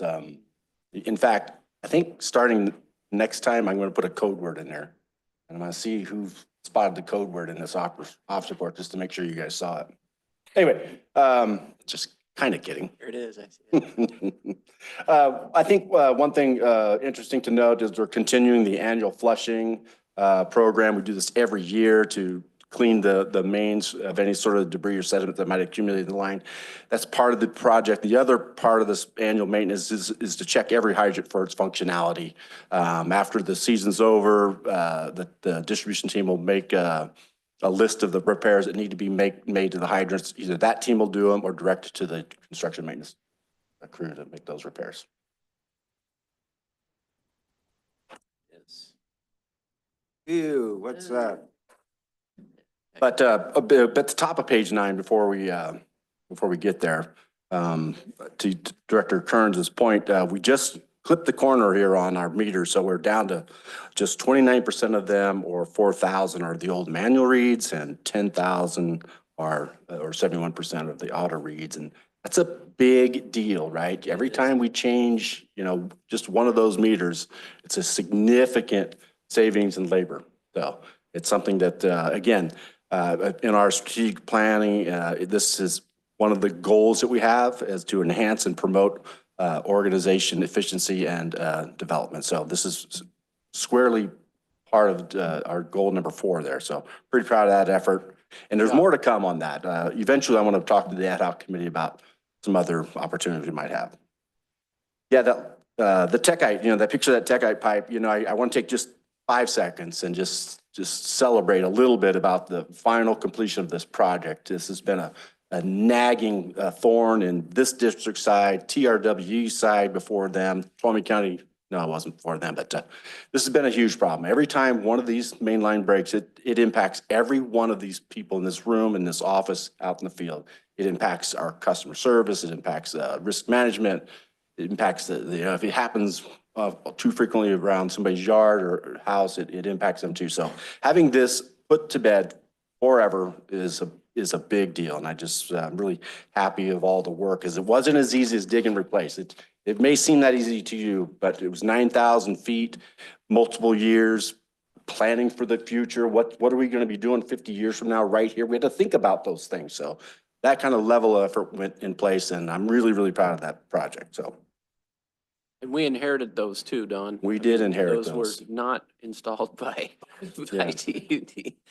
On page 10, you can see a couple of examples of, that kind of work being done, and then the repair of it and the replacing of it. So I'm really, really happy about that. Page 11, the next page, I think, what's important here is that Rogue River, pump to PRV installation. So before a couple of months ago, that is a very high-powered pump station where all of the lower Crystal Falls Basin depended on their water because of that very large pump station. 90-some% of the time, we don't use that pump station anymore.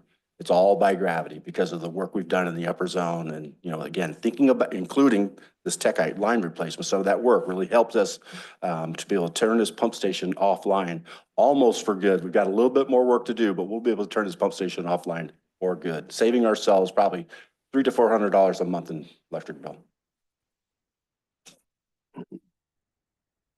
Page 12, the construction maintenance team of 14, including 3 foremen.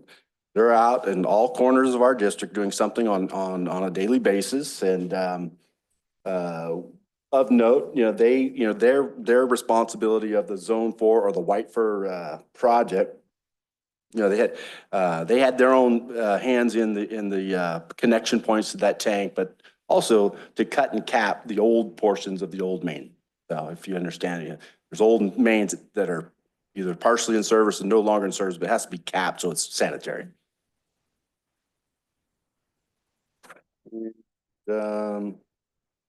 Let's see, I'll go all the way to page 15. The wastewater collection crew, a team of 6.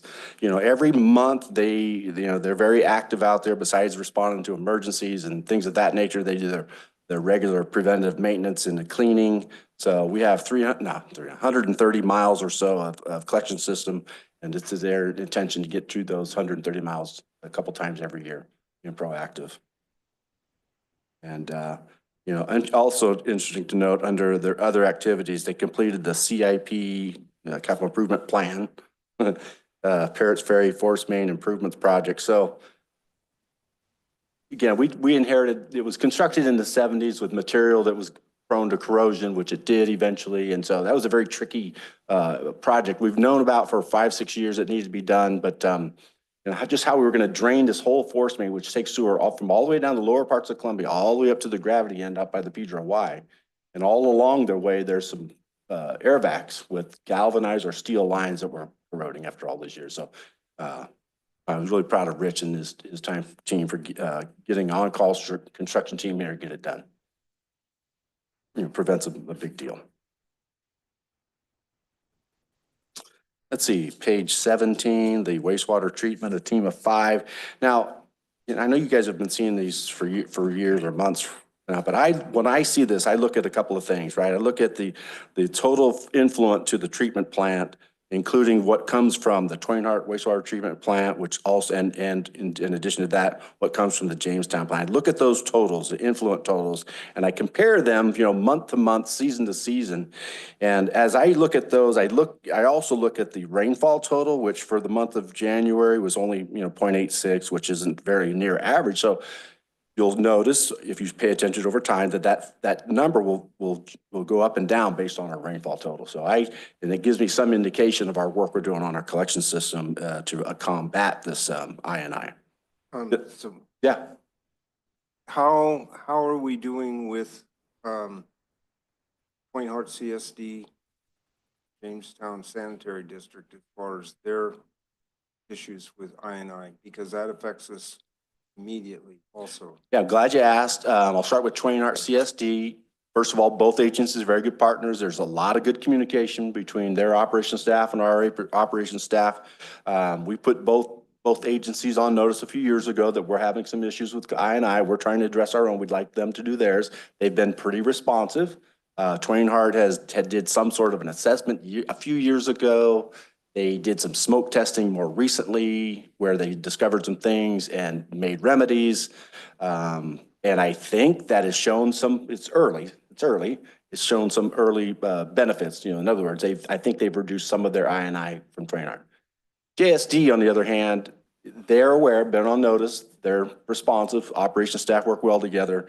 They received a grant just recently. Our team, that the engineering department is helping their team through a mutual assistance agreement to work on an assessment of their distribution, their collection system, so we can start making fixes to their collection system. Great. And then one other question before we get too far down the road here. On the page before, on the SSOs, where are we at? Are we out from underneath that Yes, said lawsuit? we are. So, but these are good figures. I mean, They are. considering. So as a result of the consent decree, we developed our own set of standards that mirrored the consent decree. And so these are now TUD's performance factors, performance goals. And anytime we're outside of those performance factors or performance goals, we make some intentional improvements to that particular portion of the collection system. So at least that particular one won't cause us issues again. Great. So as the crews go through and they're flushing and hammering systems, anything that's comes up not copacetic is then lined or replaced, right? Correct. Just recently, it might be on next month's report, we did a major improvement on Washington Street, right? As a result of some camera work. So. Yeah. I noticed that, why I'm bringing this up is I'm starting to notice that the overtime looks like it's starting to finally fade a little bit. And I'm thinking that maybe it might be from some of these, I know water's usually the one that causes the overtime because that's immediate, but still. I would sure hope so. And my heart really wants to believe for sure that's correct. It's hard. We had a really light winter effect in the month of January. It's pretty dry. The proof's in the pudding over years and years with, seasonal changes if the overtime is coming down because we're making some improvements. Because the techites put away and to bed, you haven't heard about Permastrand. It's out there. It's a pain in our other thing too. We have all the old steel lines that are nearly 100 years old in Sonora. They're kind of a pain. So we've got more and more work to do. We've just prioritized it the way we have. So hopefully you're correct. Thank you. If I may, General Manager Perkins, could you make, for the benefit of folks that may not know the ins and outs of I&I, inflow and infiltration, maybe just spend a few seconds just explaining what it is and why it's important. Thank you. Thank you for getting me back. No, you have your cheat sheets now, right? Everybody has their cheat sheets. Okay. No, I'm glad you did. So it's a little thing. So I&I refers to inflow and infiltration to our collection system, which if it's loose or porous, a lot of rainwater gets into our collection system, which can cause trouble, and then farther downstream to our wastewater treatment plant, which can cause trouble, right? Not to mention we're wasting time and energy and chemicals and electricity costs treating rainwater. So that's not a good thing. So inflow is where the surface water can flow into our collection system, typically through a manhole, a manhole that covers a sewer thing. We've done some work over the years of putting dishes in our manholes so it won't allow that inflow to come in. That's one example of inflow. Infiltration is what, more or less, when groundwater rises up to a piece of pipe that may have some cracks or roots intrusion or something like that, or an open clean out or something along those lines to inflow into our, infiltrate our sections. And, sometimes, a few years ago, I saw Twain Hart's peak factor almost 7 times what their normal was. That's significant. It's same with ours. Same with I've seen it as much as 7 or more times what it normally is. And it, going along with that, it's amazing. I know a few years back, TUD spent, I don't know how much money, putting special sealant rings around all the manholes. Believe it or not, manholes were one of the main I&I sources. So, what was it? How much money did we spend? It was thousands, maybe a million. 30,000 just on the dishes, yeah. I forget how many manholes we have. 3,000, 6,000, all these stats. It's a bunch. Yeah. All right, well, I didn't mean to take this much time, but another thing that I think is really important to look at is quartz reservoir percent of capacity, 45%. So that, for me, that's comforting. We've been a lot worse than that over the years. So yeah, that's the end of the, then lastly, right, another part of our core values is, education and, our commitment to a highly, qualified, trained, safe staff. And so we've spent a lot of time, an appropriate amount of time on our safety and training. And I'm really always pleased to see this part, but in particularly this recently, we've had an employee, Lucas Rafferty. He obtained his grade 2 collection certification. And we're really proud of Lucas and his early journey at TUD. So that's the end of my report. Right, thank you very much. Any Thank you, Don. comments or anything with the board? Not, I'll open up to the public. See anyone? Bring it back for a motion to accept and file. I move we accept and file. I'll second that. All those in favor? Aye. Anyone opposed? 4-0. Holly, you're up. Regular business, item number 5, fiscal year 2025 mid-year budget review. Boy, I can't wait. All right, my turn. And one moment while I try to get the technology up and running.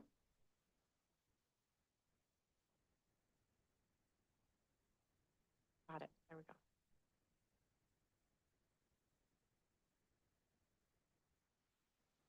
Okay, great. Here we go. Well, here we are. I was reminiscing over this last year, and this is officially, I've been here for 1 year, and I think every time I've presented something to the board, I've said to you, this is my first time presenting this type of information to you. So this is officially my first time, it not being my first time. So here we go. Just gonna milk it. Let's see how many years I can do that. But anyways, here we go. I'm here today to talk about mid-year budget review. And so just to get that started, the first thing I wanted to do, which I have done in the past, so this may be the last time I do this, no promises, but going through this particular slide, but it's a slide I like to go through just to kind of summarize our process here as far as how we run through the budget cycle. And I kind of see it in 3 parts. And the first part is coming up with the annual budget. And coming up with the annual budget is guided somewhat by mostly by our budgeting policy. And within that budgeting policy, we kind of have some primary targets or goals set out in there. And the primary goal or target is to provide which I love this sentence in there, is to provide the highest possible level of service to the district customers while maintaining a sound financial condition. And so with that primary goal in mind, there's several sub-goals within that in order to achieve that primary goal. And so those 2 are outlined below that. Several goals is to keep current expenditures less than current revenues, which would result in net income greater than or equal to 0. And our net income is our total revenue, less our operations and maintenance costs, less our debt service, unless our capital projects that are funded from rates. So the goal is basically to have a bottom line of 0 or better. And as you know, we went through that process in April or May, and then you passed the budget for fiscal year 25, the one we're in right now, on June 11th, 2024. So we've done that part of the cycle already for this fiscal year. The second part of the cycle happens throughout the year where we're reviewing. The staff do that on a monthly basis. We provide reports from the finance department. Budget managers look through those reports, constant reviewing, seeing where we're at. We present quarterly board reports to you per budget policy to show you where we're at. And then at mid-year is when we really start to hone it in to see we've got 6 months under our belt. Let's see where we're at. Let's see if we're still in line to be on budget or same budget target that we had at the beginning of the year. And so we go through mid-year projections and present that to you, which is what we're presenting today.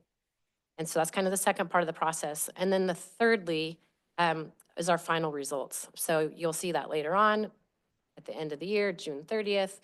Finance goes through an extensive year-end process. After we're done with that, we compare our year-end actuals to our budget, present it to you, and then we have our annual audit. They look through our books extensively.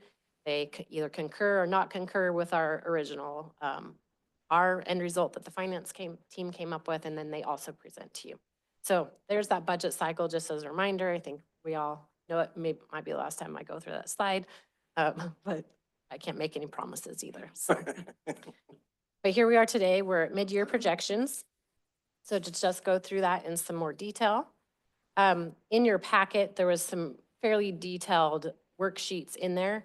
When I do the PowerPoint presentation, I don't go into those in detail. I kind of hit it at a more high level, even than those spreadsheets. But if you have any questions about them, feel free to ask about them. Yeah. So I did go through it, much to my chagrin. That's not my expertise at all. But I noticed a lot of figures in brackets. And maybe when you go through your presentation, you can explain to us non-fiscal people why we have so many brackets, because it didn't look good to me, but I'm hoping I'm wrong. Okay, sounds good. I will. I have one. I do have snippets of some of those worksheets in the slideshow, so I'll kind of point that out when I get there. But first of all, yes, just want to let you know that it's at a broad level, but yeah, you can ask any questions. And then there are some more detailed snippets that do match some of the things that are in your packet. So, but from just very broad level, the first thing that I do when reviewing at mid-year is to look at revenue. And so it's basically, we've got 6 months of actuals. So then I'm kind of projecting the remaining 6 months based off of the previous months, as well as still off of some historical from previous years. It's different analyses for different types of revenue. But essentially, after that analysis was done, water, we're actually showing that in revenue and projecting to bring in 1.8 million more than what we originally budgeted. And I'll get into the details of that, of the why behind that in a moment.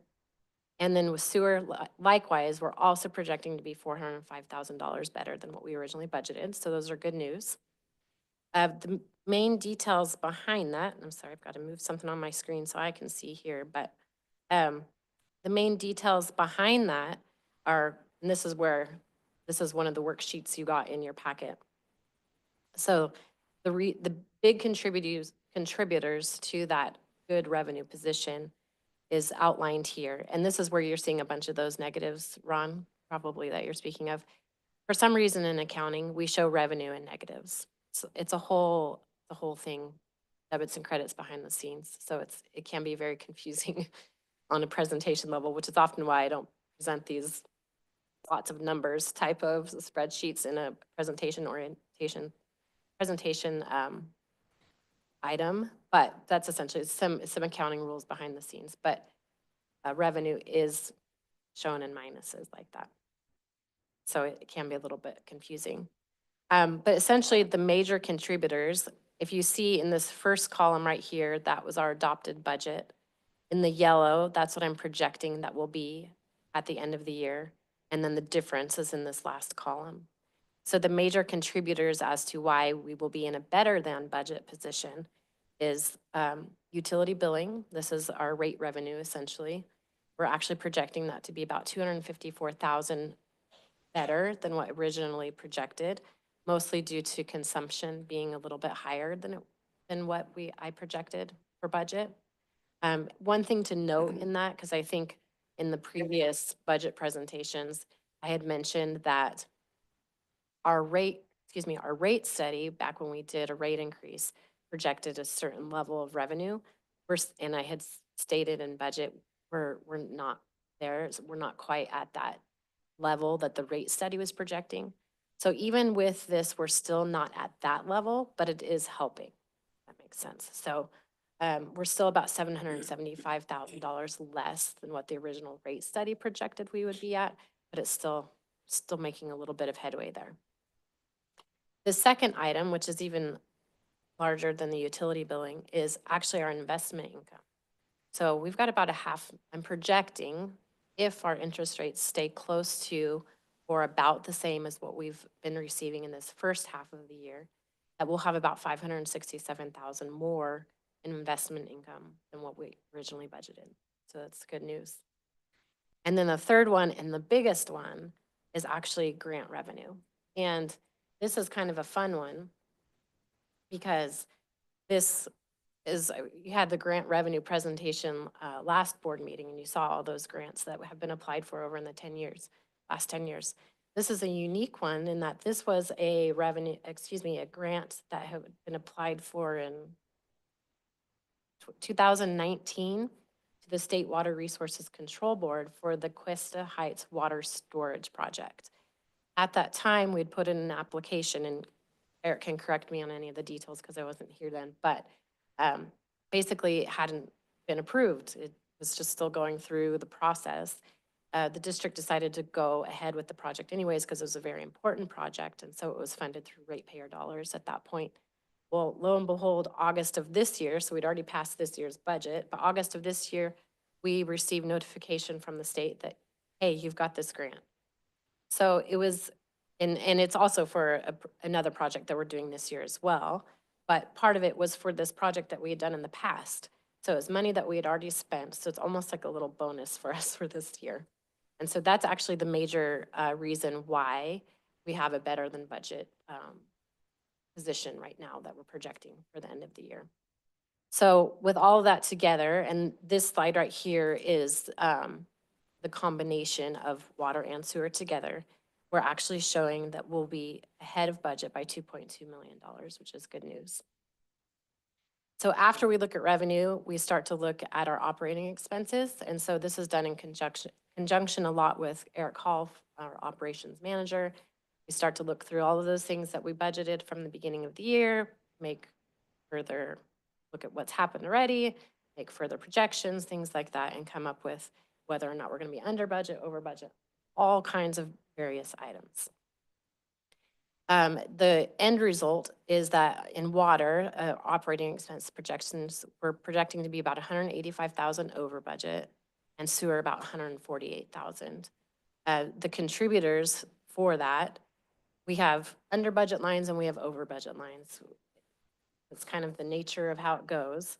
But in particular, our under budget line services, we're projecting about 65,000 under, repairs 36,000 under, utilities 22,000 under.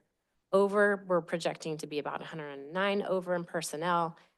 This happens, I budgeted very conservatively on that. I don't know if you remember, but we used to budget as if we were going to have people here every single day for every single day of the year. That never happens, so I actually budgeted conservatively and assumed we'd have a 98% vacancy rate.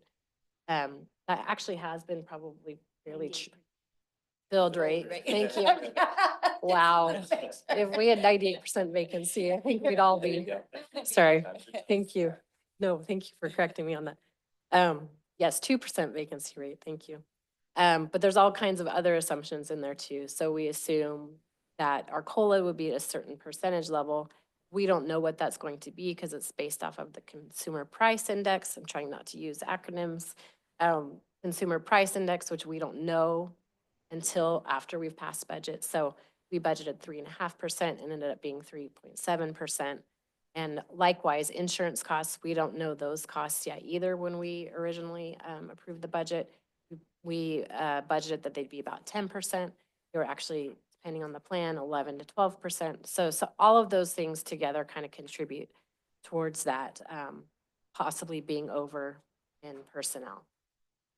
We may not be either. It just depends on what kind of vacancies we have from now until the end as well. Chemicals and supplies is projected to be over.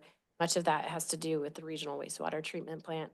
Still just trying to get all of that figured out because we haven't been running it very long. We're just getting more and more knowledge essentially when it comes to that. And so it's ended up being higher on the chemicals than what we expected. So going along with that, how are things looking as far as inflation goes? Or I'm there for Yeah. a while, that was really a problem for us, Yes. but Yes. where are we at now? Inflation has slowed down. So right now it's still hanging around 3%-ish, maybe a little bit higher than that, but which is more in line with historical inflationary levels. On the big grand scheme of things like the Federal Reserve, they still want to see that number lower. And so they have this whole way of interest rates and things like that. So that's one reason why our interest rates are actually a little bit higher on our investments. But yeah, it's much, much lower than what it had been. I know there for a while, we were even having troubles even getting Yes. our materials. And that's what I was concerned about is, you know, it's hard to do a job if you've got nothing to do it with. Right. And as far as on the operations side, Eric would know that a lot more than I, but I think that's improved as well. Great. And then lastly, our general and administrative costs is projected to be 185,000 over budget. Some of that has to do with general property and liability insurance. That's always one that's, we're trying to guess what it's going to be. And sometimes it comes in a little higher, and it came in a little higher this year. The biggest contributor to that, though, actually is credit card fees, which took me a little bit by surprise. For two reasons. And this is the credit card fees that we are charged when our customers use credit cards to pay their bill.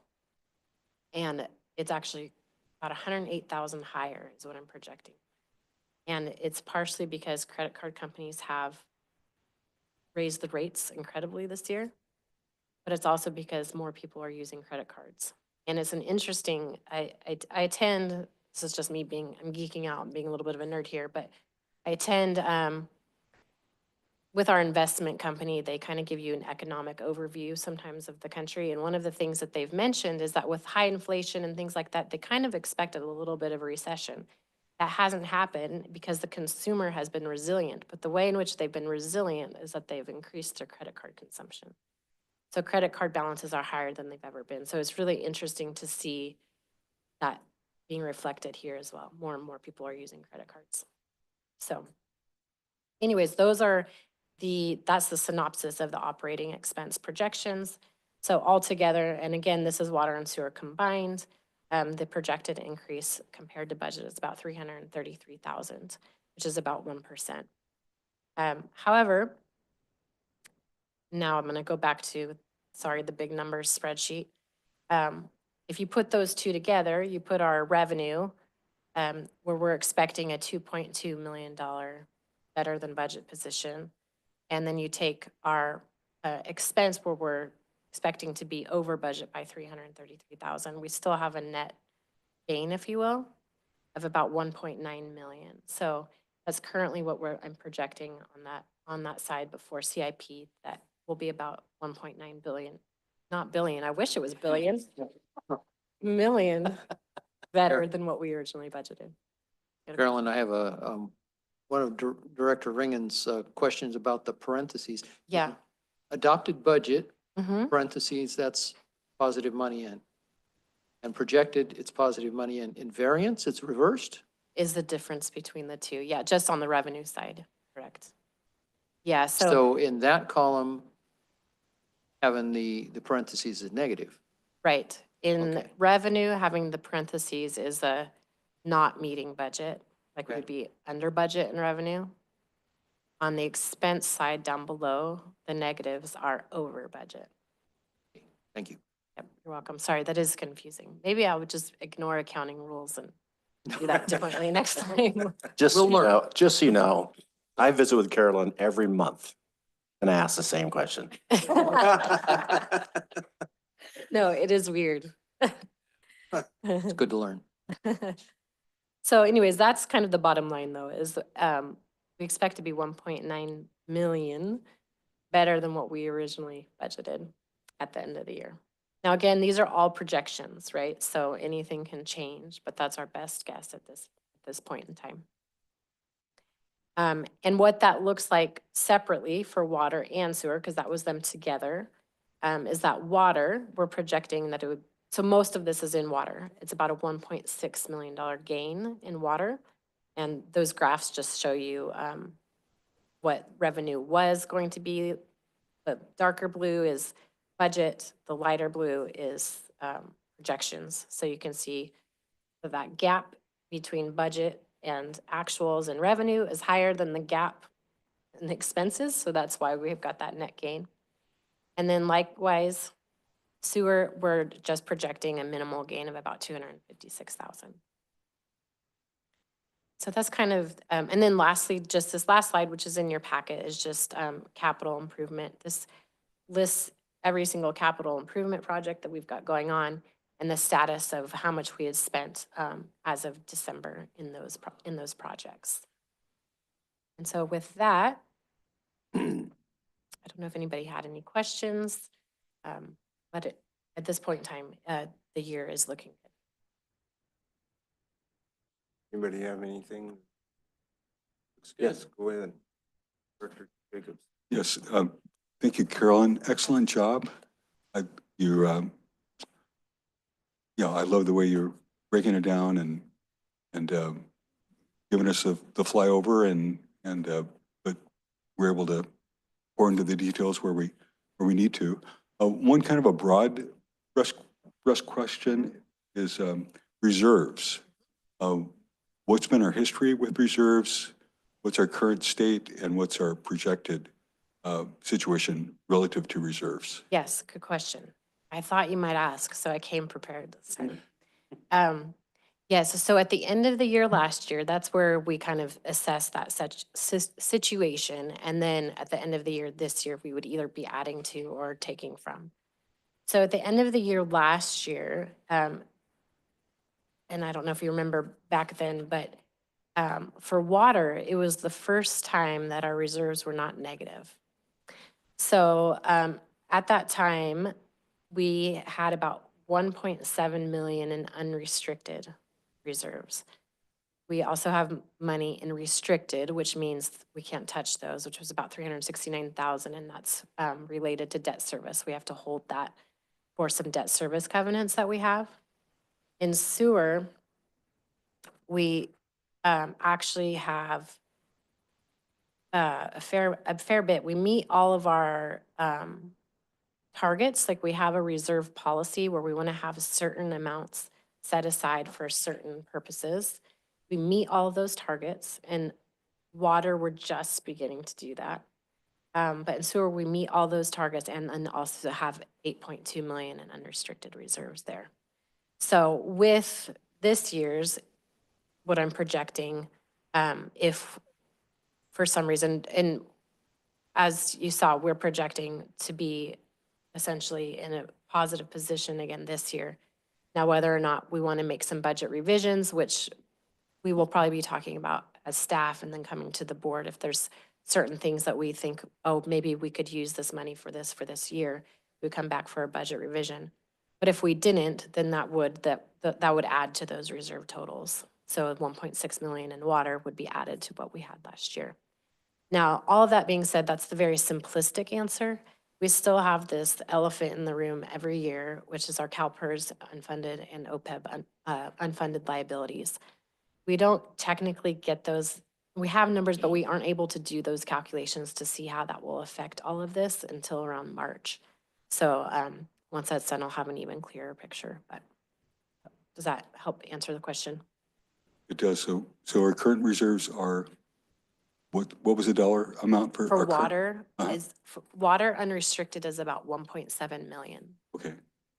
And so how do we, so what's our plan moving forward to build our reserves, say, for the next year, 2 years, 5 years, Yeah. et cetera? So we're in the second year of our rate increase. The original rate increase didn't actually calculate anything into building to reserves. It really was just to cover our operational costs and to cover our capital costs. We're kind of getting some extra bonuses right now, is how I feel, that are helping to build into those reserves. So really, there isn't from rate revenue till our rate increases expire. The last one is through fiscal year 27, 28. There really isn't anything built into those rates to build reserves, if that answers the question. So it really would take another round of rate study to plan for that. However, we are getting these great provisions, I feel like, that are helping in that. And while you're on the topic of rate studies, do we have a process on the works to prepare for the next rate study? We have a timeline in place. So we're actually just talking about that at a manager's meeting on Monday. I have a timeline in place, but yeah, best practices usually for organizations is really to look at that. Rate studies happen kind of like 5-year increments. And so again, we have that timeline to start looking at that extensively and be preparing for that if needed for that 5-year time hits, if that makes sense. Yeah, and that obviously the rate study impacts everything we do and every ratepayer, obviously. So I think it's important that in addition to the financial aspects, we need to ramp up our public outreach to, again, build trust and support for when we do say, hey, this is what our needs are. We have a solid foundation of trust and confidence that we're acting in their best interest, and it's their best interest to to do the right thing and the adult thing to make sure we're not kicking the can down the road, if you will. Any other questions? I just wanted to point out that the situation that we're in right now is like night and day from what it was in 2012. I want to commend staff and board for moving us forward in a really positive manner. I mean, there was no such thing as reserves in 2012 and a few years after that. We were just trying to figure out how we were going to fix the next thing that was ready to explode. So we still haven't gotten past that point as far as still having some infrastructure that needs work and needs it now. But the fact that we even have the opportunity to have some reserves in place for when things do go wrong that we are not planning on is really comforting. So good job. Well, I would say I'm new, so I can't take credit for the years because there really has been, I think, a lot of work that was done in the finance department as well as what the board did as well for, it culminates over years. So. Well, we're doing a lot more proactive thinking than reactive, and that's the big difference. So thanks again. Any more questions? Anybody? Well, that's great. Anybody from the public want to make any comments or anything? Okay, seeing none, I guess we'll bring it back to the board for accept and file. I propose that we accept and file the report. I'll second. All those in favor? Aye. Anyone opposed? Okay, looks like it's 4-0. Regular business, item number 6, Coach's Corner. Don't forget the strategic plan.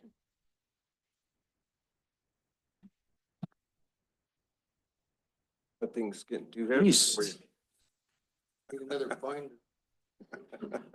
Take one and pass it down. So, Director Ringen, you and I, we go back a ways. Prior to 2012, you and I did a lot of windshield time. You were shotgun. Right, yeah, you need all of them. You rode shotgun with me to go see a lot of the infrastructure firsthand. And so your last comment there about you've made a lot of progress as of late, and it dovetails perfectly in this particular segment of the Coach's Corner called the strategic plan. Don't forget the plan, because without the plans that we've had over the years, we would not be where we are today, even though we have a long way to go to get to the promised land. Without a plan, we would be flailing like we were doing before 2012 and since. So, okay. Brian Tarkenton, widely regarded as one of the greatest quarterbacks in the history of the Minnesota Vikings, once stated, "An idiot with a plan will always beat a genius with no plan." Truer words may not have ever been spoken. I was not a Minnesota Viking fan as a kid growing up, but I did admire him and he's a little bitty guy with a big old heart and just refused to lose. Just simply amazing. So, so the purpose, what is TUD's purpose? Last month we heard about, who are we and what do we do? So this is about our adopted strategic plan. Tuolumne Utilities District needs to have a plan. We need to be bold and flexible to adapt to the future changes. In 2019, TUD adopted its current strategic plan, which was developed by TUD, Board of Directors, and staff through a series of public workshops that encourage community input. The plan exists to empower TUD to set overall goals and develop a plan to achieve them by setting forth the district mission, vision, core values, and strategic goals, which are aligned with the district services. This living document is meant to be reviewed regularly and revised as needed to better serve the district and its ratepayers. The general manager provides the board of directors with a strategic plan progress annually. District services include, we are water and wastewater utility that has approximately 600 raw water connections, 14,000 treated water connections, and approximately 6,000 wastewater connections. As part of our strategic plan, we developed back then our mission, vision, and core values. Our missions, as it states today, and has evolved over the years, is to provide responsible water and wastewater service for our customers with great customer service in a socially, financially, and environmentally responsive manner at a fair value. Now you'll see that we bolded, some of those keywords because that is the key. Our mission really is to provide water and wastewater service to our customers. That's what our charge mission is. Whether or not it's with great customer service, we need to explain that. Whether it's not in socially, financially, environmentally friendly manner, we will have to explain those things. If it's at a fair value, we have to explain those things. But the core of what we do is water and wastewater services. In 2019, when we adopted this plan 27 years ago, we understood where we stood as a district. We understood, our existence, and so what the point here was, the intention here was to try to envision what TUD would be, in the future, right? Which is far different than where we were then, right? So we developed a vision, and that is to have sustainable water resources, safe, secure, and high-quality water, effective collection, treatment, and disposal of wastewater, and the best use of TUD properties for community benefit. That's what we aspire to be. We also developed as a team, a group of people, we decided we wanted to formalize some core values, right? Leadership, the district is proactive in forwarding and protecting the interests of our customers and the community. Stewardship, the district supports best management practices, respects the rich cultural history of our community, and manages resources on a sustainable basis for future generations, really important. Transparent and open communication. Information freely flows to and from all levels of organization. Respect and thoughtful considerations given to each other's differences and opinions, and all participants are provided with the same information. Collaboration and community engagement. Board and district staff listen and openly share ideas to achieve better decisions and outcomes with our customers and partners. Organizational integrity, respect, commitment, responsibility, ethical behavior, safety, high-quality customer service, teamwork, and accountability are the hallmark of the organization. Finally, highly effective and safe workforce. The district supports well-qualified, trained, and committed employees who work safely and give their very best to get the job done and provide the best customer service available. Lastly, as part of that planning, we developed 7 strategic goals. And each goal has a subset of strategies, and each strategy has a subset of particular action items, but I'm not going to go through all of that. But so the 7 goals are to enhance and improve water security, improve wastewater collection, treatment, and recycled water use through facility modernization, develop partnerships for the benefit of the community, enhance programs to promote organizational efficiency and development, follow best financial management and fiscal planning practices, provide great customer and community service practices, and pursue environmental stewardship opportunities and community programs. So I didn't bring my copy of the strategic plan with me. I believe, Corey, don't all the directors have their strategic plan in their loaded in their laptop? So hopefully you guys can have those things. But so I've been around since 2000, and I've been a part of maybe 3 or 4 strategic planning sessions in that time. And the last 2, I played a little bit more of a role, and the last one I played more of a significant role in the planning. And for me, speaking me personally, and I feel like a lot of my staff feels the same way, it is the guiding document. It is what we do every day. If what we do every day doesn't translate to every word in that strategic plan, then we ought to think twice about what we're doing. We've talked about just today a lot of the successes, a lot of the accomplishments, strategic planning, end of tech guide, all these sorts of things, right? They don't come by accident. They just don't. We have to be intentional. We have to have a plan. And in my opinion, the plan that we have, even though it was adopted in 2019, has a lot of value and it serves me and the district well. Thank you. All right, great report. Something more to fatten up our notebook with. Good information. Okay, any comments or anything from the board? Okay, I'll open it up to the public. Anybody have any questions or comments? See none? Okay. Thank you very much, Mr. General Manager. Appreciate it. Keeping us on our toes, what it takes. All right, Howie. Staff reports? I already mentioned one, and that is we have our now annual spring outage date from April 25th through May 4th. That's it for me.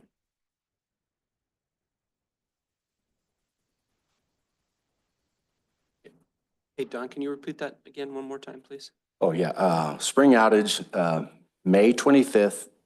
April 25th through May 4th. 7 days. 25th. Bring out. Cool. Thank you.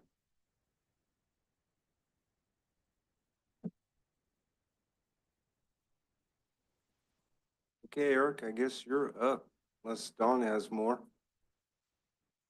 Well, I'm going to sound like a broken record. Every board meeting, I promise to give you a staff report on Sierra Pines. Great. There's not a whole lot to report this time around. We continue to track March 14th as our deadline to receive proposals from our design build teams.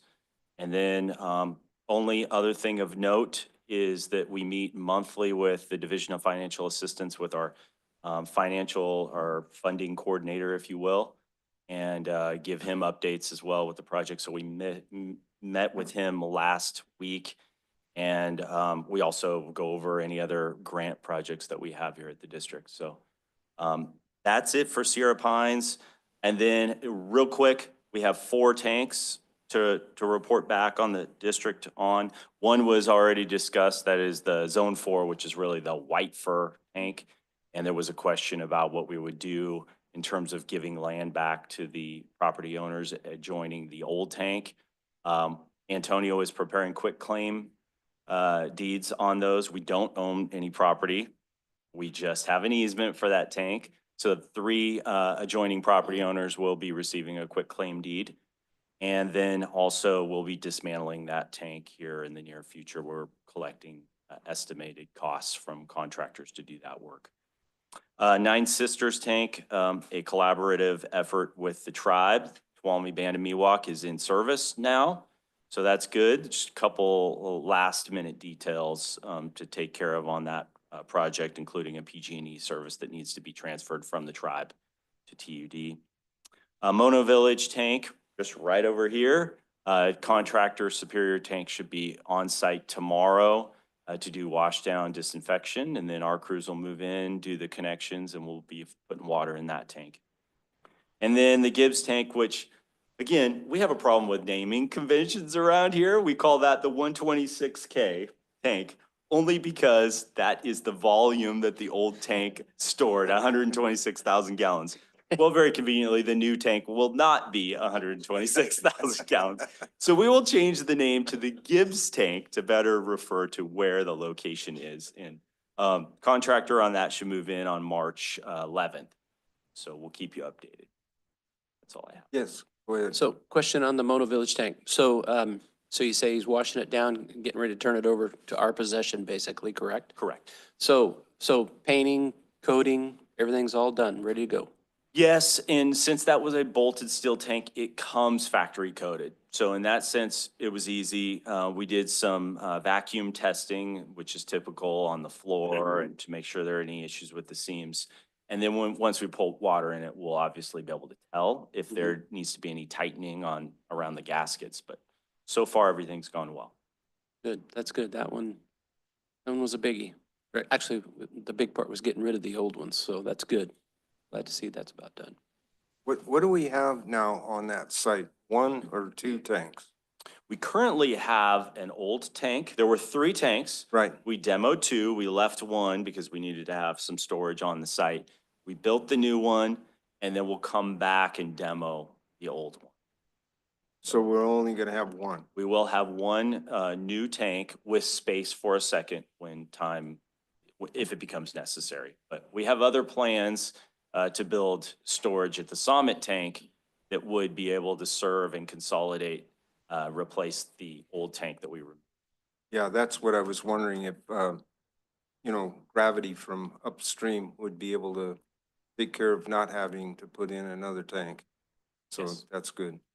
Good news. Yeah, go ahead. Remind us again what the new tank's capacity is? The new one is 250 as well. 250. And one other question for you, if you don't mind. Where are we at with the getting contractor for Sierra Pines? Our hope is to collect these proposals on, in terms of a contract for more funding. Is that your question? Or a contract with the design build team? Sorry. Yeah, with the build team. Okay, yeah, we'll collect the proposals on the 14th of March. We'll review those internally.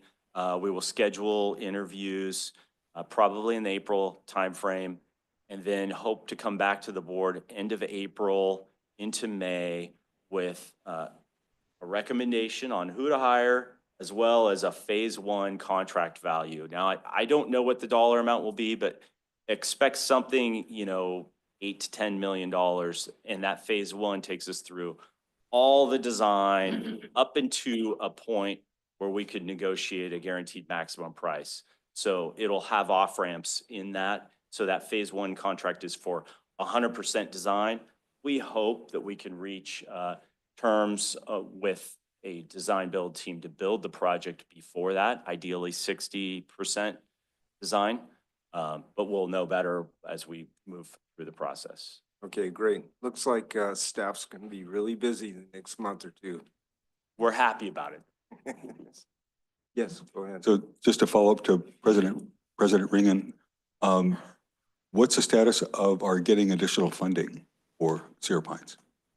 We all work here, everyone, including, PR and administrative services, and Emily working to secure grants, and Dawn going down to see, McClintock, his associate, Carolyn on the finance side. All I can say at this point is I have regular communication. We have regular communication with USDA. And as I said, we met just last week with Division of Financial Assistance at the state. So we have two very good, strong avenues, but I don't have anything to report on an actual funding agreement. We hope that we will have that in time to execute an actual construction contract. As you know, we have 45.6 million. So technically we need this additional roughly 16 million prior to expending the 45.6. So we have a little time on our side, and I'm confident we will secure the additional funding. Carolyn.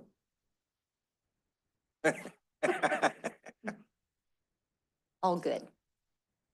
I just wanted to report back on, you may remember Don mentioned a couple of weeks ago that he reached out to other Mountain County water agencies from Groveland all the way to Amador and a lot of them in between to get together on talking about a unified message for water and wildfire resiliency and on the heels of the LA fires. And so we had that meeting, which I think he reported on, but we also formed a subgroup, a work group on that. And so we're just working through that. We had a meeting last Friday and just to come up with a nice succinct message that's easily digestible to the community and really represents kind of where our water districts are at with respect to readiness for a wildfire, whether we are ready for that magnitude or not, which we're not.